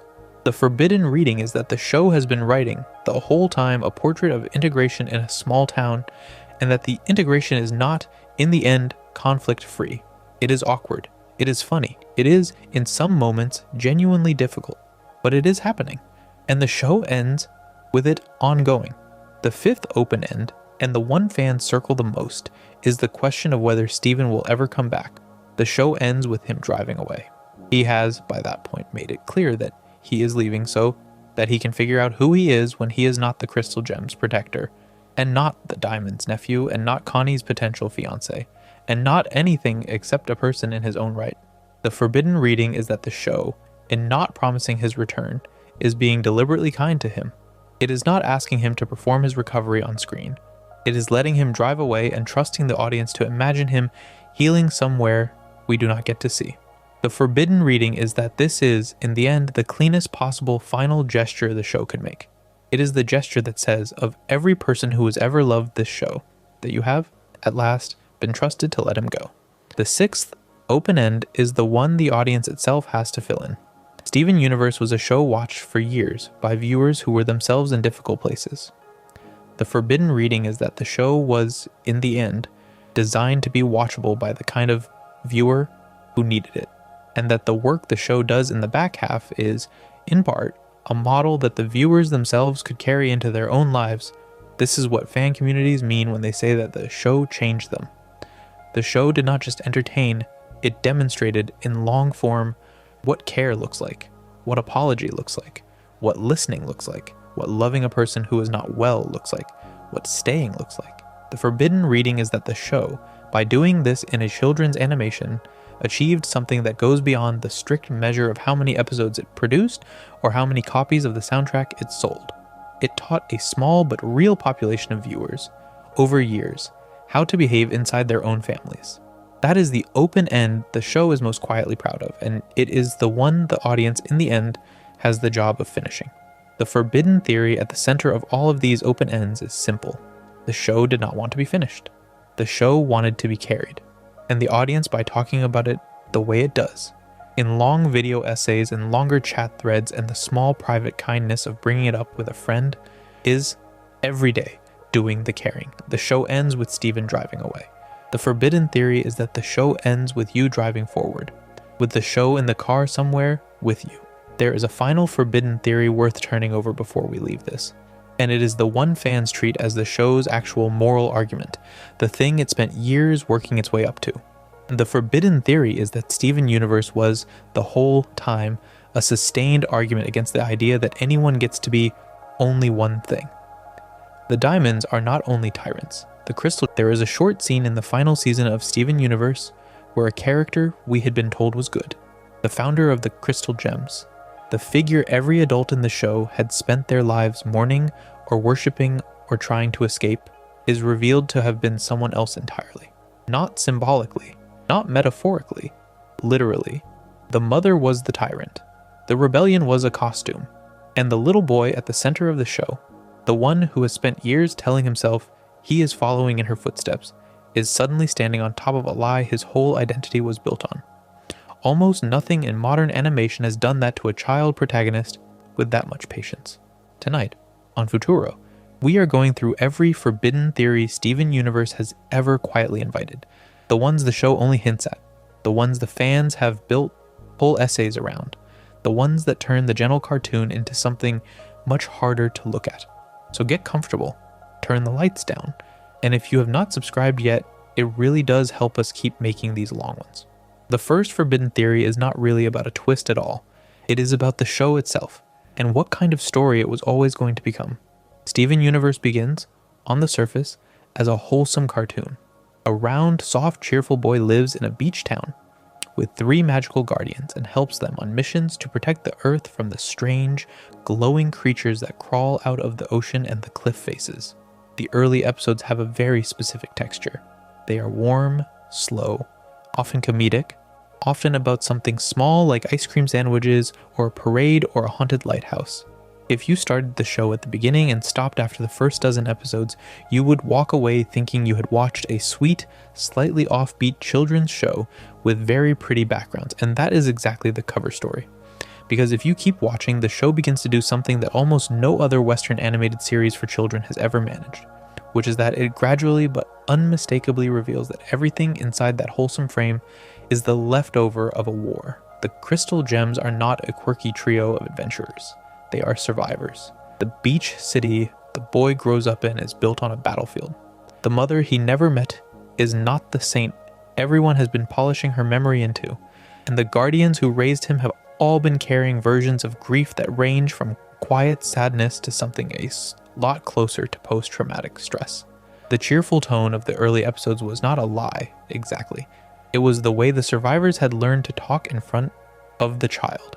And the longer you watch, the more you realize the show has been documenting very carefully what it looks like when the people raising you are trying to protect you from a history they cannot finish processing themselves. That is the first forbidden theory of Steven Universe. The premise. The show was never about a boy with magical powers having adventures. The show was always about a boy slowly discovering that the adults around him were broken by something they did not choose, that the world he loves is a small green corner of a much larger crime, and that being the person he is going to have to become will cost him something he does not yet understand. Every theory that follows tonight is downstream of that one. We will be moving slowly through these. None of them are tidy. Begin at the center of everything, the theory the show eventually canonized, but which fans had been circling for years before the reveal. The forbidden theory that Rose Quartz, the saintly mother figure at the heart of the crystal gems, was not who she said she was.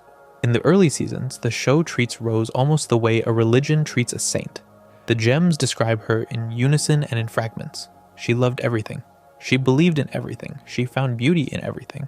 She gave up her physical form to bring Stephen into the world. Greg, his father, speaks of her with a soft, slightly bewildered devotion, the way you might speak about a hurricane that for some reason decided to dance with you instead of destroy your house. There is a giant statue of her in a temple carved into a cliff. There are paintings of her in armor. There are, by most accounts, relics and bushels of her hair tucked away in the corners of the gems' lives. The show, very early on, is teaching the audience to do what Pearl and Greg and Amethyst and Garnet are all doing in different ways, to worship. And then the show begins the slow, very deliberate work of taking that worship apart. The first cracks are small. A line from Bismuth hinted at across a controversial episode that aired and then was held back from broadcast in certain markets for a stretch, suggesting Rose had let some of her rebels believe one thing while believing another herself. A confession from Pearl, fragmented into glowing pink memories, suggesting Rose had asked her to keep a secret so heavy it had been deforming her for thousands of years. A late season encounter with the diamonds themselves, where the room rearranges around a piece of information that has been hiding in plain sight from the very first frame of the series. And then, in an episode called A Single Pale Rose, the show finally lets the secret out, and Pearl, by replaying a memory from the inside, shows Stephen and the audience at the same moment that Rose Quartz was Pink Diamond. That the leader of the rebellion that died to save the Earth was the diamond the rebellion was supposedly fighting against. That the mother who loved everything had been an aristocrat playing dress up as a soldier playing dress up as a martyr. That Pink Diamond had faked her own shattering, a piece of cosmic political theater on a scale almost no character in the show had ever been allowed to imagine. And that Pearl had been the only other person in the universe who knew. When you watch the show a second time, that one piece of information rewires almost every scene Rose appears in. The forbidden theory is not just that Rose was Pink Diamond. It is what that fact does to every claim the show had been making about her. The gems were not just mourning a leader. They were mourning a stranger. The war they had been fighting was not the war they thought they had been fighting. The Earth had not been saved by a sacrificial Quartz soldier rising up against her overlords. The Earth had been saved by one of the overlords abandoning the project halfway through and never quite telling the locals which side she had originally been on. And the moment you accept that, you have to ask the question the show then spends 2 more seasons quietly asking. Was Rose actually a hero at all? That is the second forbidden theory, and it is heavier than the first. The show is generally careful not to fully answer it. The reading the series eventually offers is forgiving. Pink Diamond was, in this telling, a child by Diamond standards, a younger member of a family of essentially immortal beings, kept in a kind of gilded nursery by the others, mocked and dismissed and never taken seriously. She came to Earth as part of a colonization project that would have hollowed the planet out into a dead shell crawling with newly emerged gem soldiers, and at some point in the process she saw the Earth and the people on it, and decided that the cost of finishing the colony was not worth it. Whether that decision was moral awakening or rebellious teenage defiance or both at the same time is something the show leaves to your reading. What is canon is that she eventually came to oppose her own family, that she went to extraordinary lengths to fake her own death, that she invented a new identity and lived inside it for thousands of years, and that the rebellion she led, in that disguise, drove the diamonds off the Earth and saved everything that was left. But under all of that, there is the question Bismuth was already asking before she was poofed and put in a bubble and quietly stored in the temple for thousands of years. Did Rose actually fight